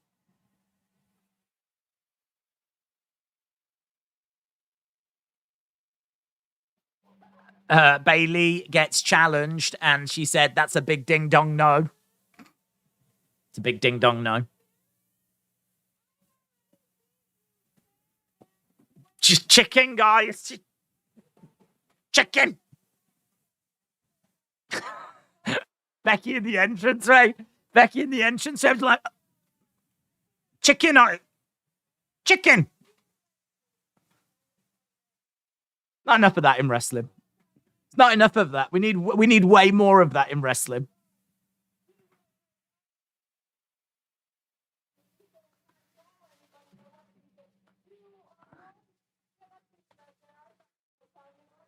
Two on one. So we're going to get big time in a handicap match. Big time in a handicap match. Whoa, whoa, whoa, whoa, whoa, whoa. Right. Becky versus Io and Dakota. Don't know why. Seems a bit silly. Asuka and Becky versus Damage Control. Surely. If WWE want to have Cody win the world title, having him be the one to beat Roman is a gamble. Where does his loyalties lie with AEW? We need someone fully committed. No, I don't think it's a gamble at all. I don't think there are any at no point have I thought that he's still got loyalties to AEW. I don't think that's a concern or a focus at all.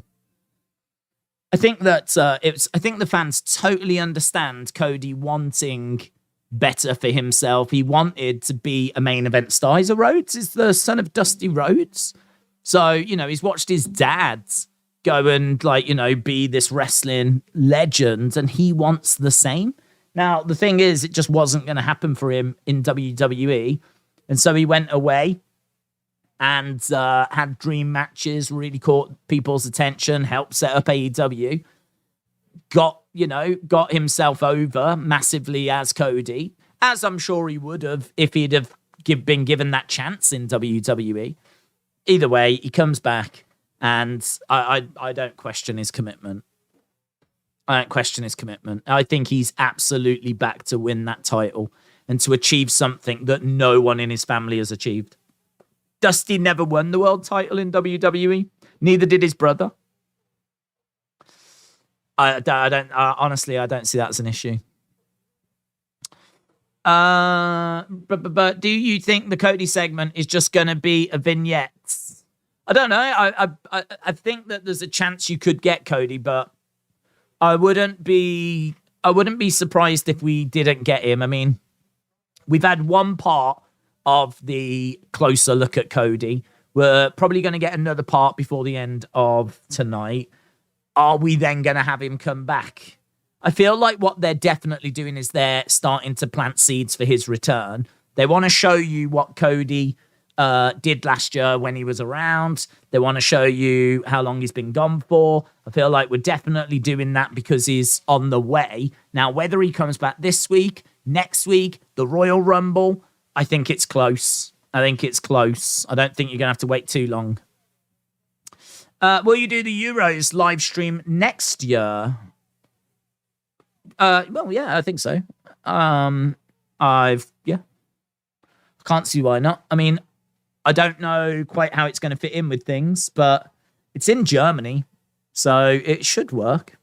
Shouldn't be too bad. I think Germany's only like an hour ahead, so should be that we can do the football in the day and wrestling still on the night. So it'll probably be very similar to what we just did with the World Cup. And I don't think the World Cup really got in the way of things.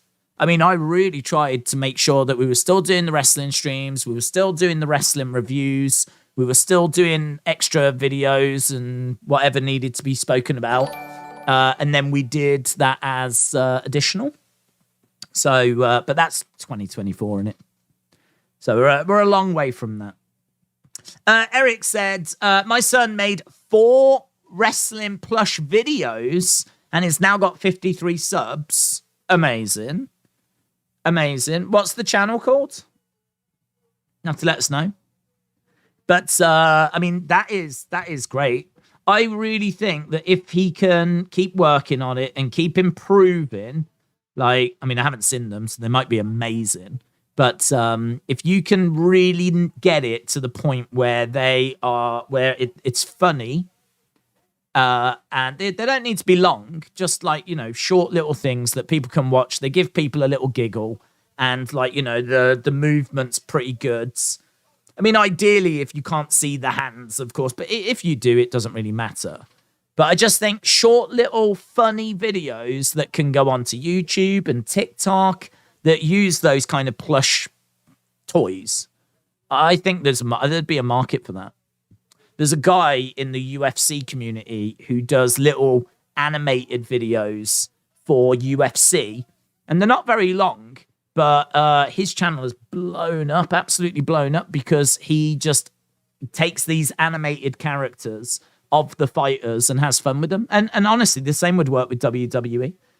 The only problem with that is that you've got to have the skills of knowing how to use like animation software in order to do it, and it'd be very time consuming. But I mean, if you could crack it and you could write a fun script, he's seen incredible success. Yeah. So anything like that is always going to play well on social media. So that's good. Tell him to stick with it. Right, we are underway. There's a Becky chant. We're actually hearing the crowd saying something. The crowd are actually making some noise. Can you believe it? Do you think Roman will have a match tonight? Since Adam said that all members of the Bloodline will have a match, do you think it'll be for the titles? I don't think Roman's having a match tonight. I think he's put into matches the people that were in the ring. So I don't think it's all members. I think it's just all the members that were there. Becky going for a kick to Dakota. Dakota catches Becky, though, with a kick of her own. If Becky wins, does this diminish damage control? Yes. I don't think one person, even a person as over and as good as what Becky is, I don't think she should be able to beat damage control. Io gets thrown into Becky. They're double teaming her on the outsides. It does feel like we need a partner here for Becky. Does definitely feel like someone needs to come down. So Bex versus Io and Dakota handicap match. Io going for the cover, shoulder up. Big time struggling. Still to come tonight, the United States Championship. I guarantee Dustin Rhodes will retire in WWE with a match with his brother so that he can be inducted in the Hall of Fame, said Dominic. Chelsea Green, said Lady Noir. She is meant to be coming in, isn't she? Yeah. It's a good shout. That would be interesting. Tag. Becky gets chucked to the outsides. Into the barricade goes Becky. Damage Control doing a number here on Becky. Becky is just... The numbers are too great. I like this, though. I like the fact she's challenged Damage Control to a 2-on-1 match and she's losing. She should be losing. These are the women's tag champs. EO chucks Becky back into the ring. Looking for the pin to kick out. Where is Asuka? Well, actually, last time we saw Asuka... on her channel, she is over in Japan at the moment. I don't know if she's back, but she keeps putting up videos where she says she's looking for something. Michin's coming down. Michin making her way down, Mia Yim. So Asuka is in Japan looking for something and she still can't find it. Here is Mia Yim. Mia Yim has made her way down.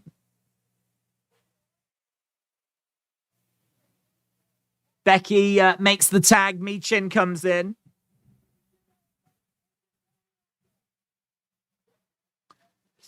I know it's going to rain or snow. I can smell it, says Sunny. Summer Rae is reportedly backstage. She might be... she might just be visiting. I think if you're ex-superstar... and you're living in the local area, I think you're invited and I would imagine welcome backstage. Big right hand there by Becky. Uncle Howdy has asked Asuka to meet him in Tokyo, but he is proving difficult to locate. We're going to commercial break. I think we might be. And we are. Boom. Bayley looks weak, volunteering Damage Control to fight Becky, says Lady Noir. No crowd reaction, said McLean. Days, I only just joined the stream. I've not been watching wrestling as much, says Dylan. Dylan, shout out to you. Well, it should be a good time to watch wrestling, what with Rumble coming up and WrestleMania just around the corner. So I would say this is a good time to get back into it. But, yeah, we have been seeing a lot of people coming back saying that they stepped away from wrestling for a while. People popping back over Christmas saying Merry Christmas and everything. So I think there's a few people that are probably getting back into it right now as we're getting closer to the Rumble. I mean, the Rumble's just that time of year, isn't it, where it grabs people's attention. And December is so distracting. There's so much going on. Family, like trips and present buy-in, and it's just a weird time of the year. So I think we should see it settling down again now into something of a bit of a routine. Where has Nikki Cross gone? Has she gone to Scotland to find Howdy too? I don't know where she is, actually. I think some of these people have been allowed to go home for like Christmas and New Year's. So she might be, actually. She might be. Becky should form a team with Nikki called Team Irish. Nikki is Scottish. Maybe they could be like Team Celtic or something. I don't know. Hope you're good. When is the Rumble? It's the 28th. I'm going to go to the Rumble. Is there anything I should look forward to? Yeah, the Rumble. You don't need to know about anything happening in WWE in order to look forward to the Rumble. I mean, the Rumble is the Rumble, isn't it? You're going to get surprises. You're going to get drama. It's got to be one of the most exciting premium live events to go to. So, yeah, I mean, honestly, you don't need to know anything. I mean, maybe that'll help with the undercard, but I don't think anyone goes to the Rumble to really care about the undercard. It's about seeing the two Rumble matches, isn't it? So you don't really need to know anything, but Roman is champion. That's it. Roman is champion. He's been champ for a long time. Whoever beats him is going to be a big star. Oh, and there is going to be a pitch black match. So there's going to be a match where they're going to fight in the dark. But we don't know exactly the details of that. Because they're being very quiet about it, and I don't understand why. It's like we're having a pitch black match, and we're not telling you anything about it. Cheeky. Hopefully we find out some up before Rumble. I'm sure we will. Dewdrop. I just remembered she was a thing. She was a thing. This is the official year that Triple H is in full control, said Johnny Hex. Dominic said, according to PW Insider, Dragon Lee, Eric Young, and Chelsea Green are expected to start with WWE this month. Is it a myth that it took 7 attempts to bubble up William? Bubble up William? Days joining Monday Night Football got cancelled due to that player injury, most likely a heart attack. Oh, God, that's horrible. That's horrible. Thoughts definitely with him then. Adam, shout out to you, dudes. What's happened so far? I don't know, man. What have we had? We've had Alexa. What are in my notes? I've got Bloodline tried to take over. They then get put into matches. We got Alexa versus Bianca. That got abandoned when Alexa started freaking out. We got Elias versus Solo. Hardy, the musician, got involved. Solo got the win. Then we got Usos and Sammy against Street Profits and Kevin Owens. And Sammy won that. But then we got Drew and Sheamus chasing them away after. Then we got Loomis beating Chad Gable. Maybe we saw something with the Hurt Business in the background. Then we had Bayley in the ring. And that's now led to this match, which is Becky taking on Damage Control. And Mia Yim came down to even up the numbers. It's been all right. It's been all right. It maybe hasn't been as big as people were hoping. People were hoping for like Brock and Cody and all this kind of stuff. That just hasn't shown itself. Not yet, anyway. Netbreaker by Mia Yim. This is the last time we will see a Hardy on Raw, said Expose Him. Dakota grabbing a hold of the leg of Becky. Becky with a leg drop to the back of the head of Dakota. Becky dealing with Dakota, smashing her face first down onto the ground. Dakota gets hurled into the ring post. Dakota back up onto her. Jeez, she's getting chucked around hard, man. Bayley doing a real number on Dakota. I don't know if that was like super aggressive or if Becky was... or if Dakota was really selling. If that was Dakota selling, she did a great job there. She was getting proper smashed around. Becky going up top. Missile drop kick. Dakota goes down. 1, 2. Kick out. Yeah, man. Some of that selling was like turned up to 11. Becky in the ring right now with Dakota, driving Dakota over into the corner. It's a lovely missile drop kick. This is why the main event should have been a lumberjack match with Kevin Owens and Sammy. Could have had Cody, Brock, and Cena be lumberjacks. Smo and Jay said, I would like to see another commentary team take over the third hour. I'd like to see another commentary team take over. All the hours. EO making a nice interception.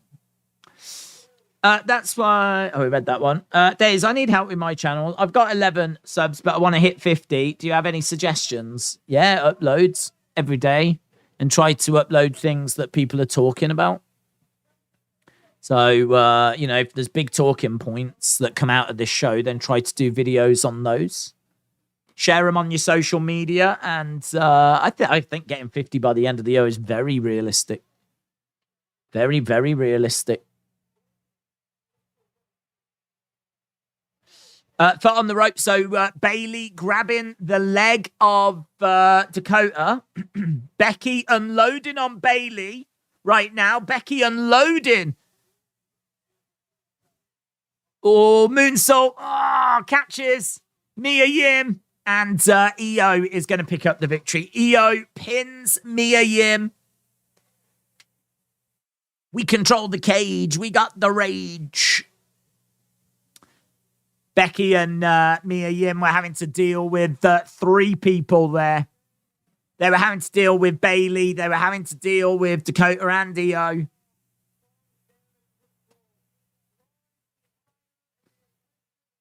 I won. I won. I like that from Io. I like Io being over the other side of the ring to the other members of Damage Control. Going, I won.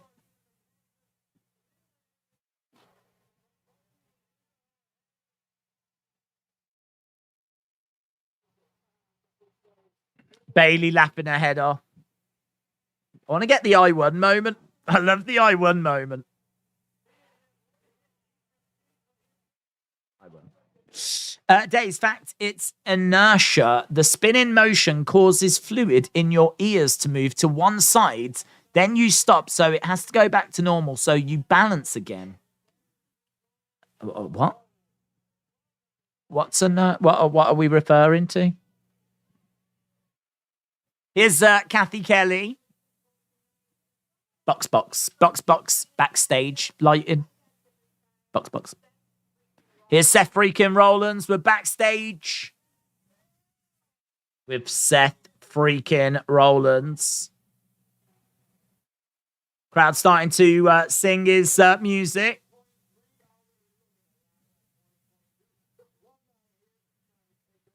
"2023 is already looking a lot like 2022, said Seth. We got a rage inside the cage. Spinning on your chair. That's why it's so fun. I didn't know what we were talking about then. Didn't have a clue what we were talking about. Do you think we should get a Bloodline segment with Rikishi presenting the Usos and Solo with the red thing that Roman has around his neck before his matches, but in gold? No. Because then Roman would get upset, wouldn't he? Roman's the head of the table. He's the tribal chief. He's got red ones. Why should other people have gold ones?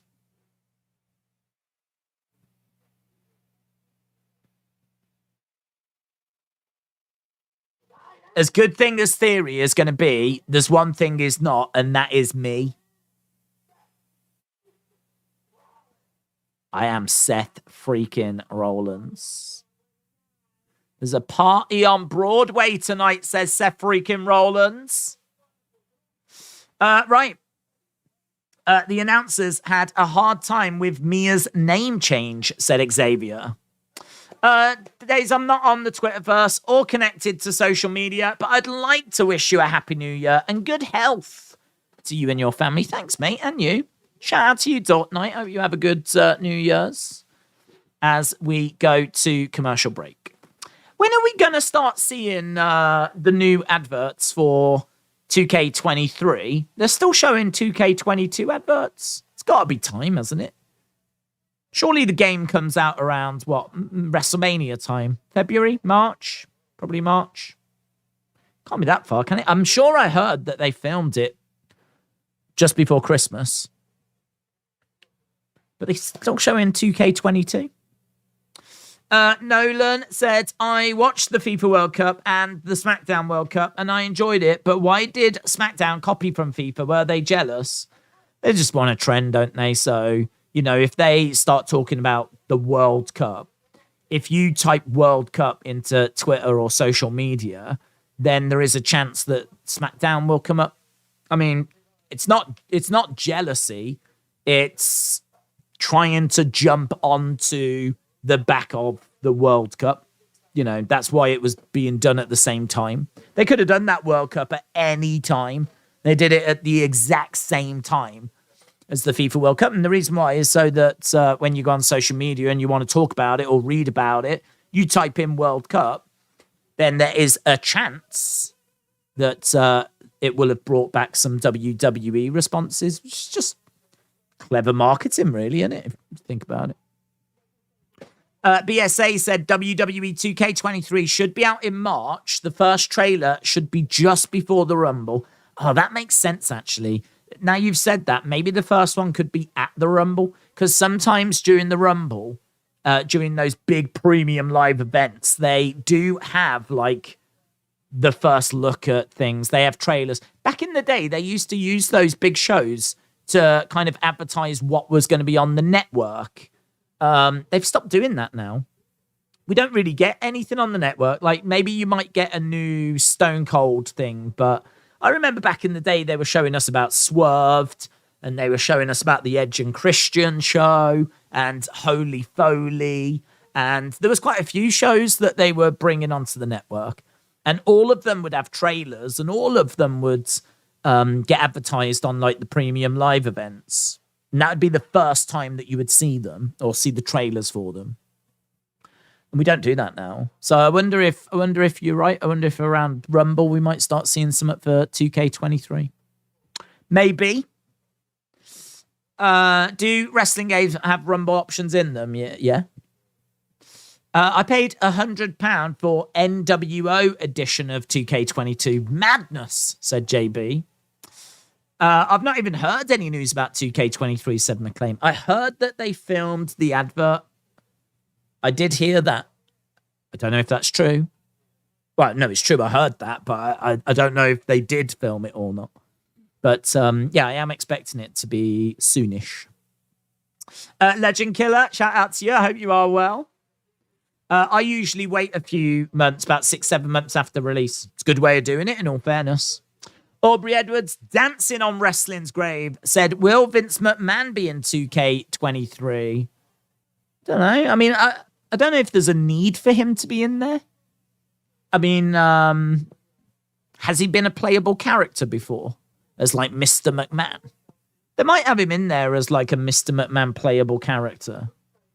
The only problem is, it's a gamble in it, because if there's more allegations that come out, or the allegations that are already against him get worse and things get more vocal, last thing you want is going to be that in your game, is it really? So, don't know. If I was THQ or whoever makes it, I don't know, 2K, I would try to not have him in there, to be honest. I'm doing great and I'm watching Monday Night Raw, said Legend Killer. He's always been playable and as a manager. If I was 2K, I would try and keep him out. I don't know if they will keep him out, but I would try and keep him out. With FIFA games, are you able to buy each game? I've got 17.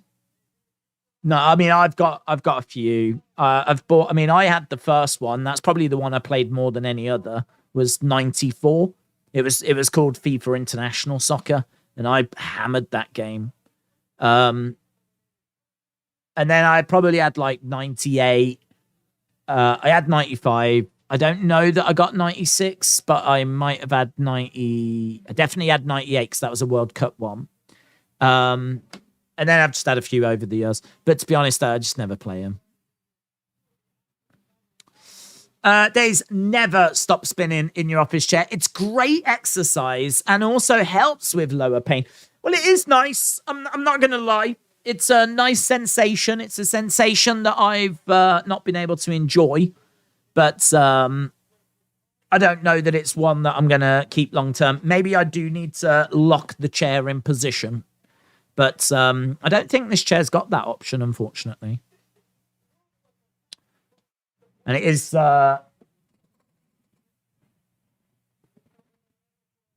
addictive. He's coming for you. Spin. I love playing Ultimate Team on FIFA, but I refuse to put my money into building a good team. It's more exciting without real money. It's like a virtual sticker album. I've never played Ultimate Team.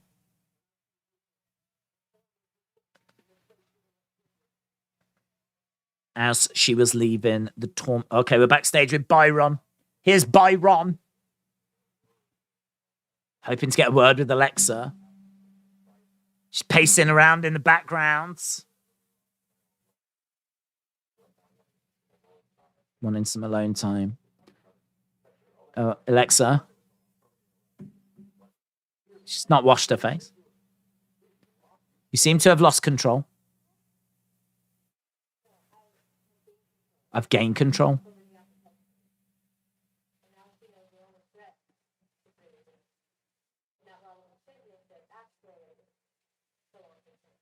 That Raw Women's Championship belongs with me. I didn't see anything in the background.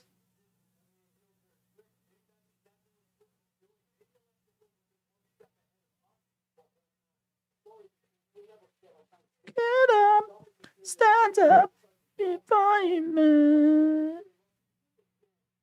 I'm just having a second check to see if there was anything, but I never needed you at all. Watch me shine now. Watch me shine now. Watch me shine now. Watch me shine. Watch me shine now. I never needed you at all. Why didn't you end the poll? Because the question is, will we see a title change? And we've still got one more match.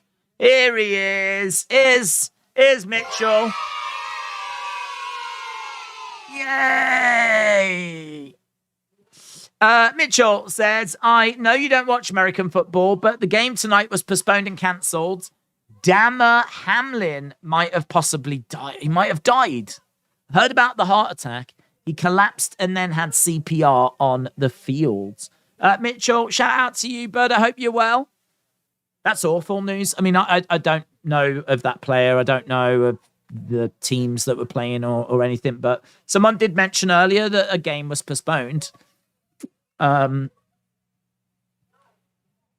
sure that's all over social media. Yeah, awful. It's not really much I can say. I don't know anything about it. Just hopefully we find some out, and hopefully it's good news. Here's Dominic. Where is he? Is he Jesus now? He's all in white. Is he in a boy band? Is he going to start singing? Bye, bye, bye. Bye, bye, bye. You think I'm playing a game?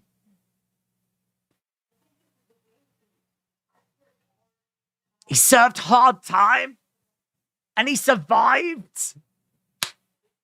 Prison. It changes a man.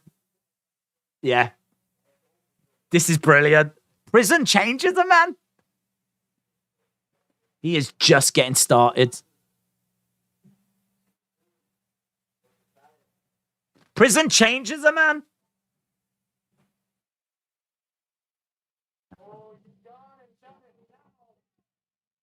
Wow. Wow. You know, the things he's sin. Is that to shank a man? Shank.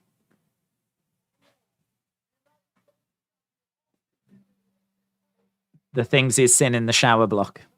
Unspeakable. Prison changes him.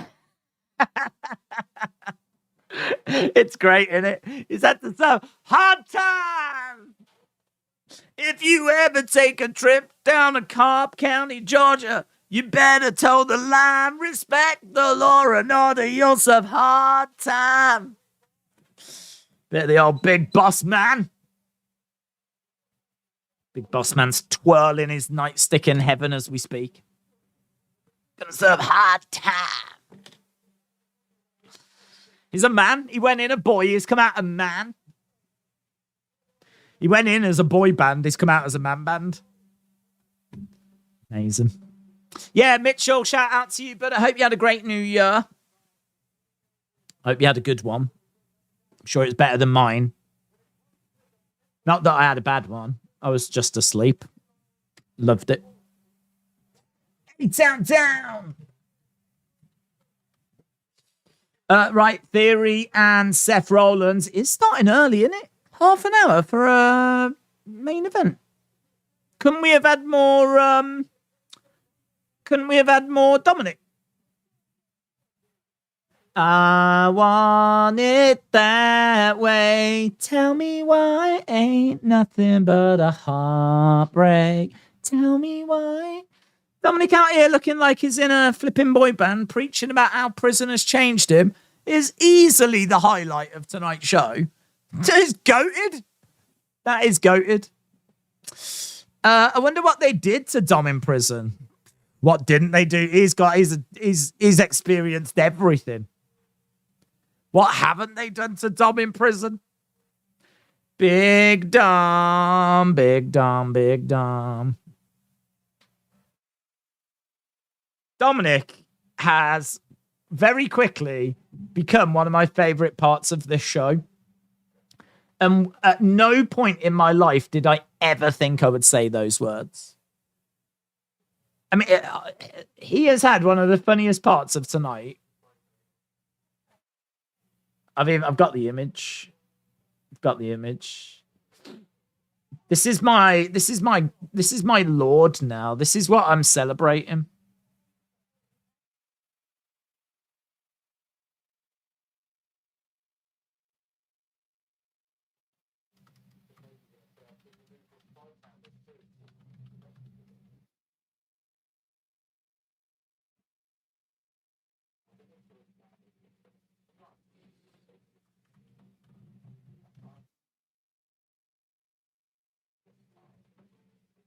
Amazing.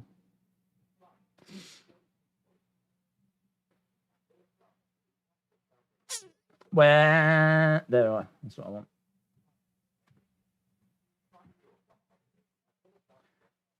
I want it that way. Tell me why. There he is, look. There he is, mean and moody. Is he in prison there? I don't know. Is he still in prison? I heard he'd been released from prison. I'm sure I read somewhere he was out of prison now. I don't know where he is. He looks like he's in heaven's waiting room. I don't know what's going on. I love it, though. Then they wear orange in prison. Straight up, he's out here looking like flipping something from the Backstreet Boys. Which is very prison when you think about it. Changes, man. Hard times. Aaron Carter resurrected. It's Austin Beyblade Theory. That was the best. When he came down and he had the Beyblade advert behind him. 3 fascinating things from the live stream. Non-stop spinning. Yeah. The word porn was said tonight. Yeah. And we got Alexa, Bianca, and Backstreet Boys songs. 2023 off to a crazy start, said Primo. Setting a high bar. And Dom's new theme is the Cops theme. Bad boys. What you gonna do? What you gonna do when Dom comes for you? Bad boys. What you gonna do? What you gonna do when Dom comes for you? Yes. He should come down to the ring and nails his outfit. Shouldn't he? He should come down looking like Nails. Ah, Big Dom.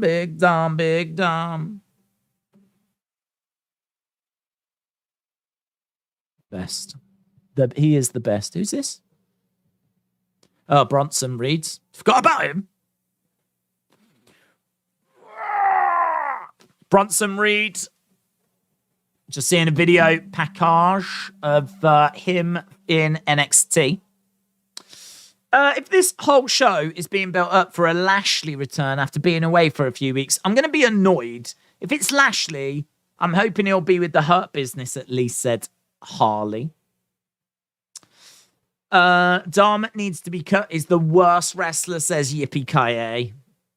Listen, that's before he went to prison, yeah? He's served hard time now. He served hard time. Prison changes a man. Oh, well, I got to tell you, Hardy is not what I was expecting.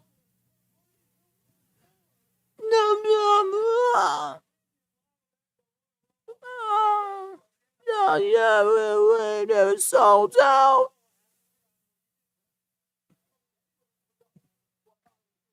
Shouty. Burn it down. Here comes Seth then. Days, what if Bobby returns to the Hurt Business? Be good. How come no one mentioned MVP, Cedric, and Shelton speaking to Adam Pearce behind Damage Control?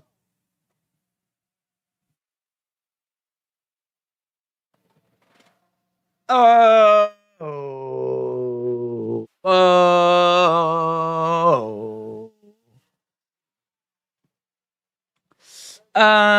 Days, who do you think will win this match, said Joseph? I don't know, I feel like it's probably going to be Theory. I don't think we need to take the title off him. He's only just recently got it. What do you think of the whole Alexa thing tonight, match and interview? Yeah, I mean, I there wasn't really much to the interview, but I like it. I mean, there was nothing there to not like. She is clearly being hypnotized or consumed or something's happening. And she snapped, and I thought the blood was good. Don't know if we were meant to get that, but it definitely added to it for Bianca. Bleeding and everything, so yeah, I thought it was all right. I thought that we might just get the logo. I definitely wanted something more, and well, we got that. We got a couple of people in the crowd with Uncle Howdy masks.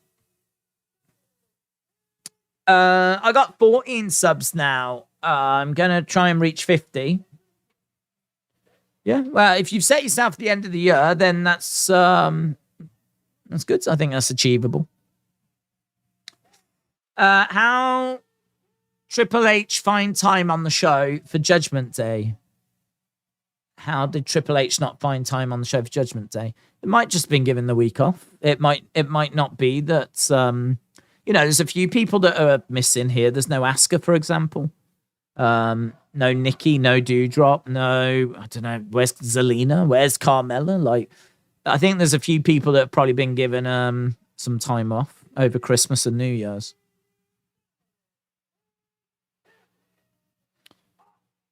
Okay, both guys getting intros. Got 25 minutes. When and why was the word porn used? I think it was something to do with Mickey Mouse going into the public domain. And we were saying, why would Disney allow that? Because someone could end up putting him in a porn film. And then it was pointed out that it's not Mickey. It's actually Steamboat Willie, who's the same thing. And then all of a sudden, the porn film became a lot more marketable. Right, crowd still singing away.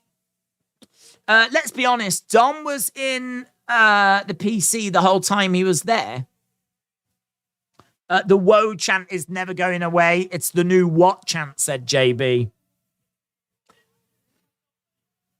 Seth making it louder, encouraging it more. We are underway for the United States Championship.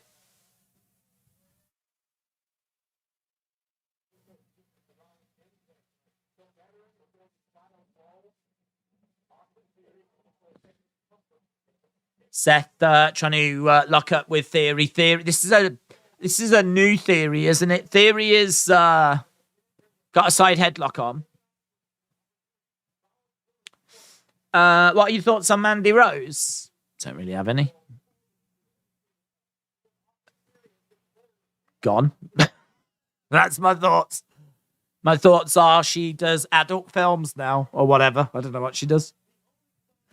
Clothesline by Seth. Over the top goes Theory. Be honest, were you on booze, sniffed coke, or had 3 cups of cocaine before the stream? No, I did have a coffee. Drop kick. Whoa! You just drop kick Theory into that barricade. It proper wobbles. Had hell of a wobble on it. Theory gets chucked back into the ring. Theory rolling over the other side. We got 23 minutes left. We got 23 minutes to go. Goes for clothesline there. Knee strike by Seth. High fives. From Seth, two people in the crowd looking for... Ooh, plants Theory onto the edge of the barricades. Seth jumping up onto the commentary table.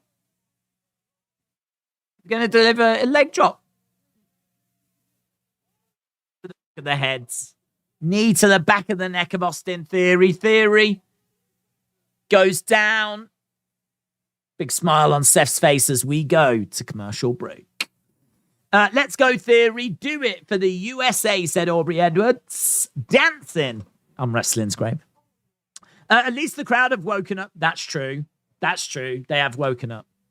What are your thoughts on Sonny's butt hurt him? I don't have any, to be honest, William. I don't have any. I'm sure you've got enough opinions for all of us. EWF said on February 22, 2021, I have the Thunderdome on Raw after Elimination Chamber. What, you was in the Thunderdome? Was it really the Thunderdome? That on... Oh, yeah, I suppose it would be. That was... In my mind, 2021 is last year, but of course it's 2023 now, isn't it? So that's nearly 2 years ago now. Nothing but bad memories of the Thunderdome. Montez Ford in the Hurt Business would be dope, said Dominic. Is there any news on Sasha? She's expected to be at Wrestle Kingdom. That's the news. That's it. Cody returning tonight, said Walter White, question mark. Don't know. I don't think so. They gave us the first part. I don't think so, because they gave us the first part of Cody's story and they said to be continued. They never continued it. So that makes me think they're probably going to continue it next week, which, why would you do that with Cody being back?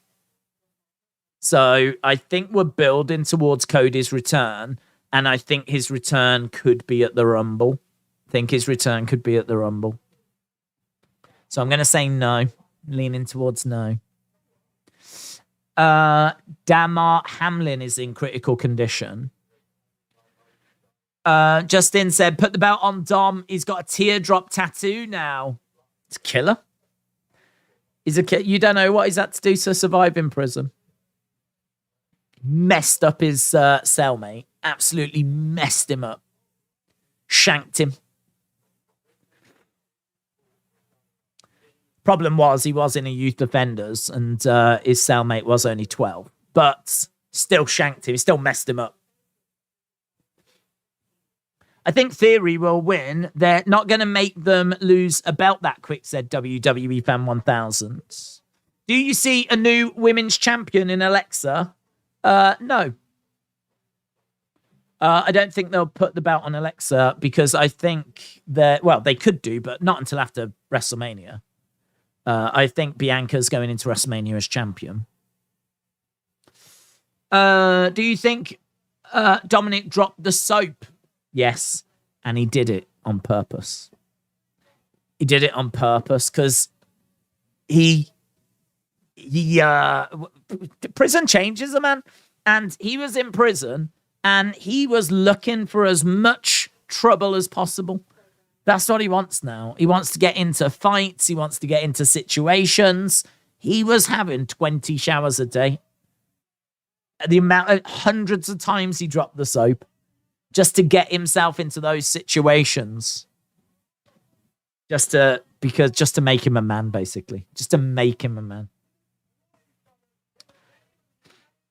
We're back from commercial break, we are.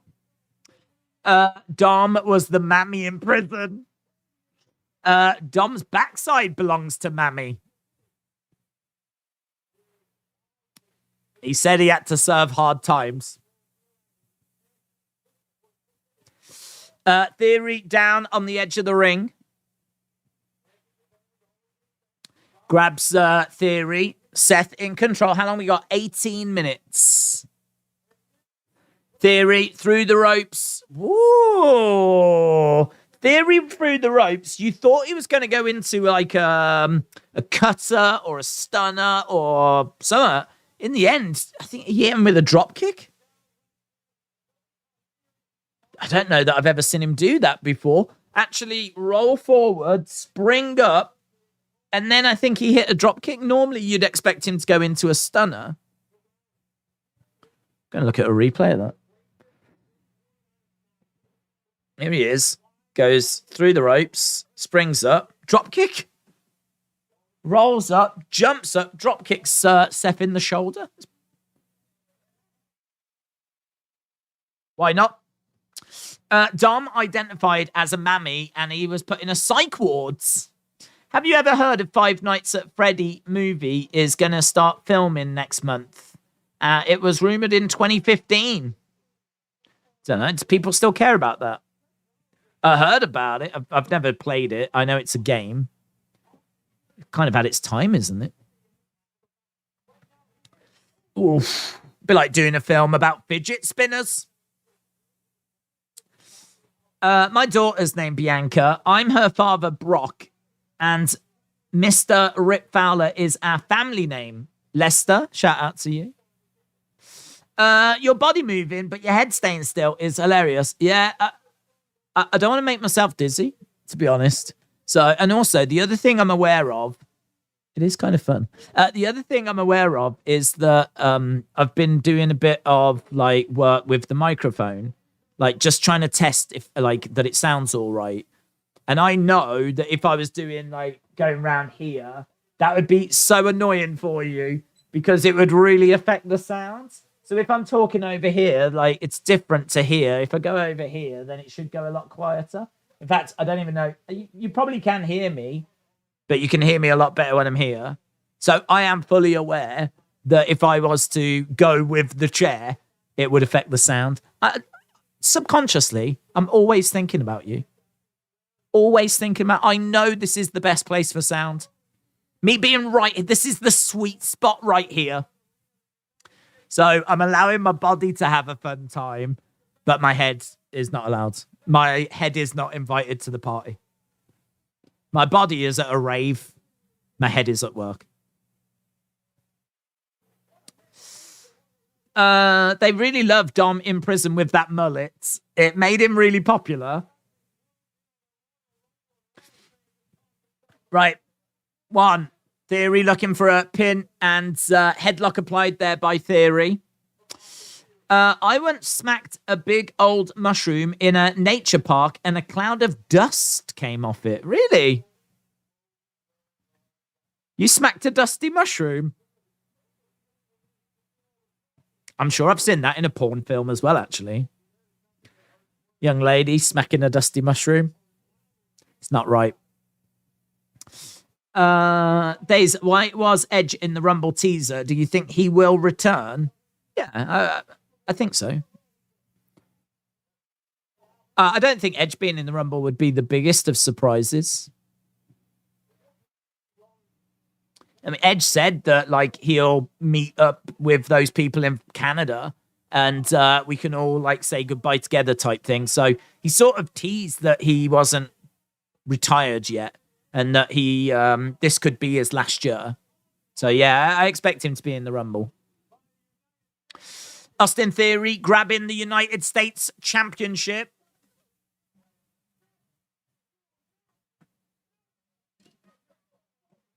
I am the champ. You will not disrespect me.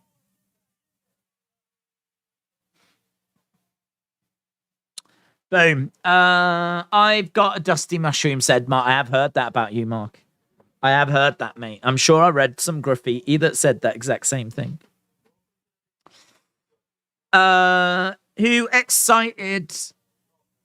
excited for Seth Rollins' WrestleMania drip?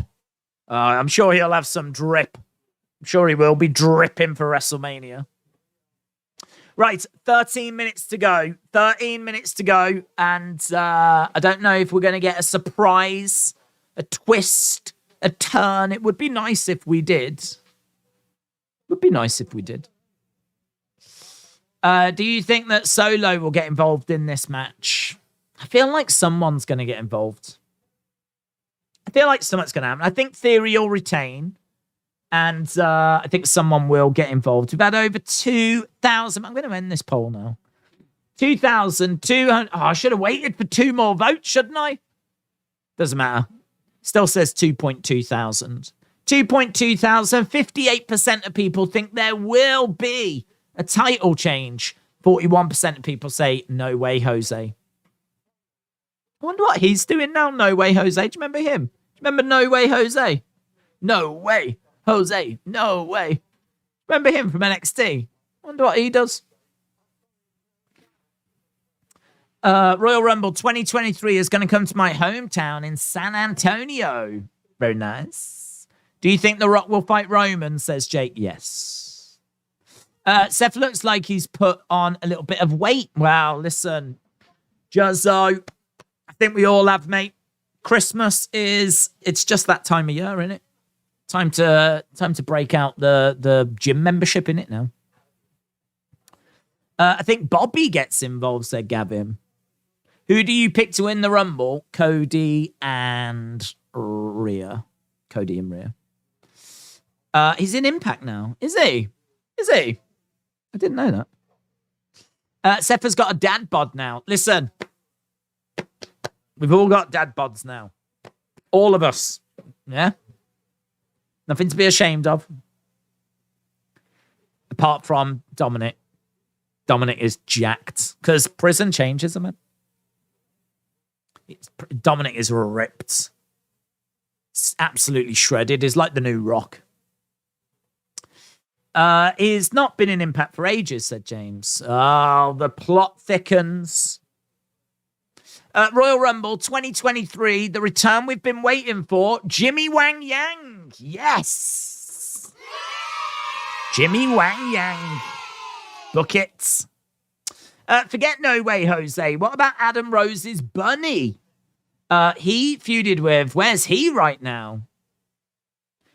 Vince ate him for Easter. Not that you eat bunnies at Easter, but I think we could all agree that's definitely something Vince would do. So either that or sexually assault it. Thanks for the suggestion. No worries. Dominic went through hard times. Give me Yoshi Tatsu in the Rumble, said Juzzo. No Way Jose, do you miss the conga line? Not really. What next for the new SmackDown Women's Champion? Find out this Friday on SmackDown. SmackDown in Memphis. Right, we're back underway. 10 minutes to go. 10 minutes to go. Austin Theory against Seth freaking Rollins. I feel like this feud, I have taken Theory more seriously, says Gavin. Well, he's acted more seriously, hasn't he? I mean, he's not coming down taking selfies and messing around anymore. Big shots coming in. And he's actually trying to fight. He's not messing around anymore. Like, he's actually in there trying to compete, trying to wrestle. Kick to the midsection by Seth. Clothesline. Down goes Theory. Theory rolls out the ring.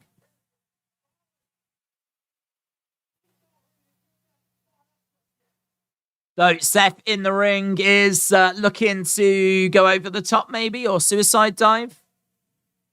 Crowd singing away. Seth goes against the ropes. Over. Suicide dive. Down goes Theory. God, that wasn't worth the build at all, was it? Suicide dives now are so boring. I mean, I feel like I see them every match. Looking for a pedigree. No joy. Rolls up. 1, 2. I want to see Dean Ambrose against Daniel Bryan against Rusev versus Cesaro, Murphy, Eric Rowan, Aleister Black, Jack Swagger, Big Cass, and Neville in AEW. It's good to have a dream. SmackDown is the A show. NXT is the B show. Raw is the C show, said Jay. Backbreaker by Seth freaking Rollins.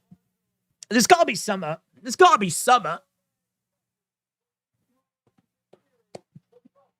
I think Theory retains. But there's got to be a twist.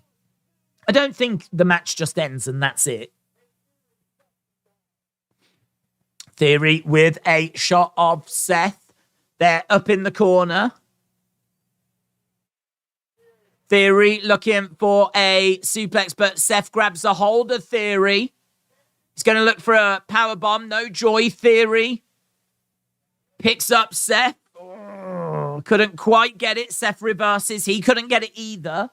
Back elbow there by Theory. Theory trying to power up Seth. Seth reverses inside cradle. 2 count. 2 count. Theory with a kick to the midsection. Seth trying to pick up Theory. Falls down. Botch. But she's selling the knee. Theory coming over. Trying to... it's been a bit clunky, actually. There's been a few moves that these guys have gone for. They've not been able to get. Over in the corner right now. Theory holding on to that middle rope. Big right hands. Positive, that is Raw and SmackDown are must-watch shows. They always seem to be bigger shows now, said Watson. Ali needs to get involved, said Shaq. I think Bobby and the Hurt Business are coming, said Tori. Will your final score get an extra point if there's a surprise? I think if there's a surprise, I think the final score would go up, yeah. 8 down. 8 down. Update on the football player. His vitals are back to normal. They had to put him to sleep to get a breathing tube down his throat, and they are currently doing tests.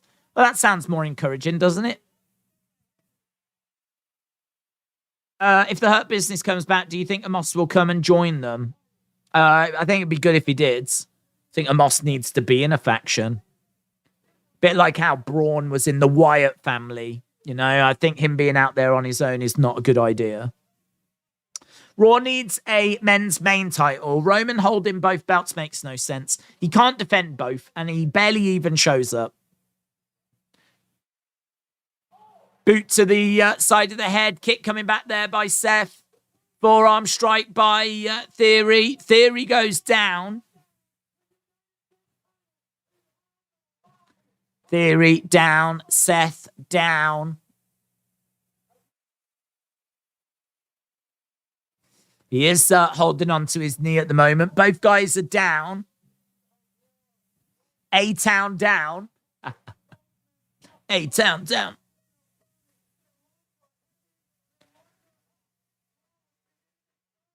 Right, both guys getting up to their feet. I agree. I don't know how Triple H is going to explain why Lashley just gets back with MVP, said Fletch. Maybe Amos will join with Bray, said John. Big shot there by Seth. Shot coming back by Theory. They're exchanging blows at the moment. Crowd are booing and cheering as Seth and Theory exchange these blows. Shots coming in by Seth. Bang, bang, bang. Kick to the midsection. Double underhooks. No joy. Forearm strike by Seth. Looking for a net breaker. Forearm strike to the back of the head as Theory goes down. Theory down. Seth goes back to the corner. He's got him in position for the curb. Goes for the curb. No joy. No joy as Theory rolls out the ring. So Seth almost getting the curb. We've only got 4 minutes. Forget it, says Theory. Forget this. Didn't need to snatch the belt off that lady. Snatches the United States title from a lady. Seth is going after Theory. Theory going into the crowds.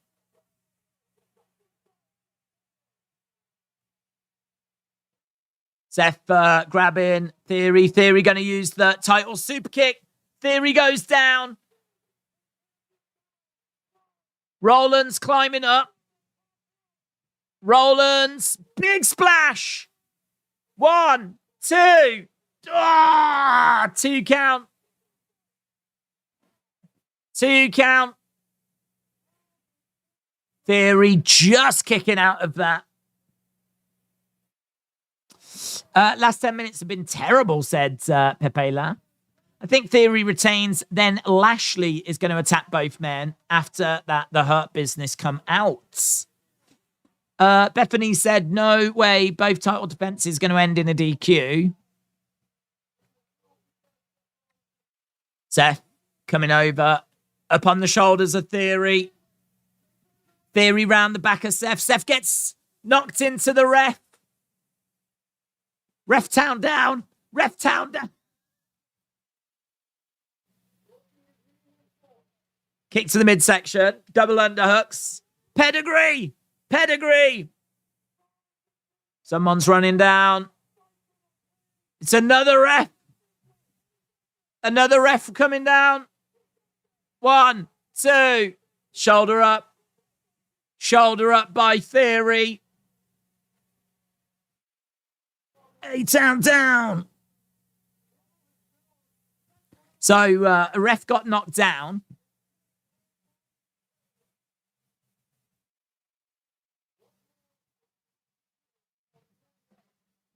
So after the pedigree. Oh, he's in position now. Seth Rollins in the corner. This is another ref almost got. Oh, low blow. Low blow. Chop block. Low blow. Low blow. A-Town down. A-Town down. A-Town down after low blow. Win for Theory. A-Town down. Wow, that had a lot of moving parts at the end, didn't it? The way Theory has been booked, I think, is amazing. Exactly how he should be booked when he was the Messiah back in 2020.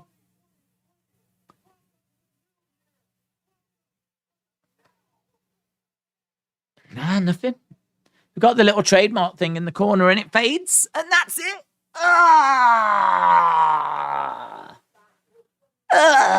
We just got a match. We just got a match. What? A-Town down. That was disappointing. Right, let's do a quick few-minute poll. What is your score? What's your score? Your score. Right, 8 to 10, 7 to 7, 7, 5, 6 to 6, 7, 5, 5, 7, 5, or below. 5, 7, 5, or below. Boom. This is how he won at the live event I went to a few weeks ago, said Xavier. Can you do an old pay-per-view this Saturday? No, we got a boxing thing on Saturday. Got Tank Davis. SW4G Maverick said, terrible match that ran way too long. It was on 25 minutes at least. Harley said it was an underwhelming show. Shaq said, I still feel like WWE needs to utilize more of the roster. I keep seeing the same superstars each week. Jay said, do you think that Bianca will have a lengthy reign with the Raw Women's Championship? Yeah, well, she already has. I mean, she won that title at WrestleMania. If she carries it into this year's WrestleMania, I think I'm right in saying she's had it for 12 months. So, yeah, I mean, even if she loses it at WrestleMania, that's, 12 months is significant, isn't it? It's not bad at all. Titles were changing hands every flipping 5 minutes in the Attitude Era. Can you set up a stream for the boxing? Yes. I don't know when, but I will. JB said, I would rather watch Dom in prison for 3 hours than see what we saw tonight. Bob says 4. Lester said 10. Raw is a 10 tonight. Meave with a 9. Keaton with a 6.75. Hayden, shout out to you, said 6.25. Just Dominic, did you see Charlotte versus Shayna at Mania? Now she's champ. Don't think so. Don't think that's big enough. Alex Bliss Gamer said 9. Dysfunction said 5.9. Thought there was going to be a return tonight, said Laser. We all did. 1 Minute Wrestler said 10. Let Him In said 6.75. John says 8. 6 says Fletch. 4 says Norma. Hayden, shout out to you. Jono said 6.25. 8 out of 10 show. 2 out of 10 for the crowd, but 10 out of 10 for Big Dom. Big Dom. Yeah, that was the best part. I thought Hurt Business would return and attack both of them, said Phineas. Bethany said Damage Control need to break up. Dakota and Io can be credible single competitors. 7, solid 7 expectations were a bit high, so I am a little disappointed. Jennifer with the 7.5. Cody versus Cena are the plans for WrestleMania, says me. That'd be all right, actually. The only problem with that is that the crowd are going to be behind Cena, aren't they? So you've got face versus face, which I'm a bit worried about that. You sort of want everyone to be behind Cody. So I'm surprised they're not putting him up against a monster heel. But it'd be a big match, in all fairness. It would be a big match. Lots of attention on it. Right. That'll do for the poll. I said it was only going to be a few minutes, and I'm a man of my words. We have managed to get over 230 odd votes. Nice. 33% of you said 7 to 775. 28% went 8 to 10. 25% went 6 to 675, and 575 or below was 13%. This one really divided opinion. This one seemed to really split opinion. And I think for me personally, I'd be around a 7. About a 7. Yeah, about a 7. So I'm actually, I agree. I'd probably go with about 7. I don't think there was really much here that would make you go, oh my God. But it was easy to watch. I must admit, up until the final, I would say 15 minutes. I wasn't looking at the clock at all. But with about 15 minutes to go, I was a bit like, that final match was a bit flat. Thankfully, it did get better as we got towards the final 5. But, yeah, I think considering the hype, considering it's the first Raw of the year, I think that this is a little disappointing, a little bit flat. So, right, I'm going to go and do the review, and that'll be on the second channel. Don't forget, we're back tomorrow with NXT. So we're back tomorrow with NXT. And, yeah. I mean, I don't feel like there's many talking points, really. I feel like the Alexa thing's the biggest talking point, and there's not really much to talk about. So I feel like that's what was missing from tonight's show.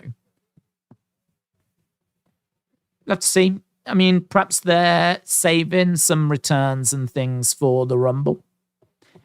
It is that time of year, in all fairness. You know, I mean, I suppose we got Charlotte on Friday. But I was expecting something tonight. I really was. I was expecting something tonight. But it doesn't matter. You know, we're back to NXT tomorrow, which I'm sure will be all right. And then, you know, AEW. I haven't seen that in a couple of weeks. So we'll catch up with AEW. Meant to be a whole refresh, isn't it, for them on Wednesday. And then we've got SmackDown on Friday. Awesome, guys. Thanks a lot for joining us. Hope you enjoyed the show. And we will be back, as we said, tomorrow. Bye for now.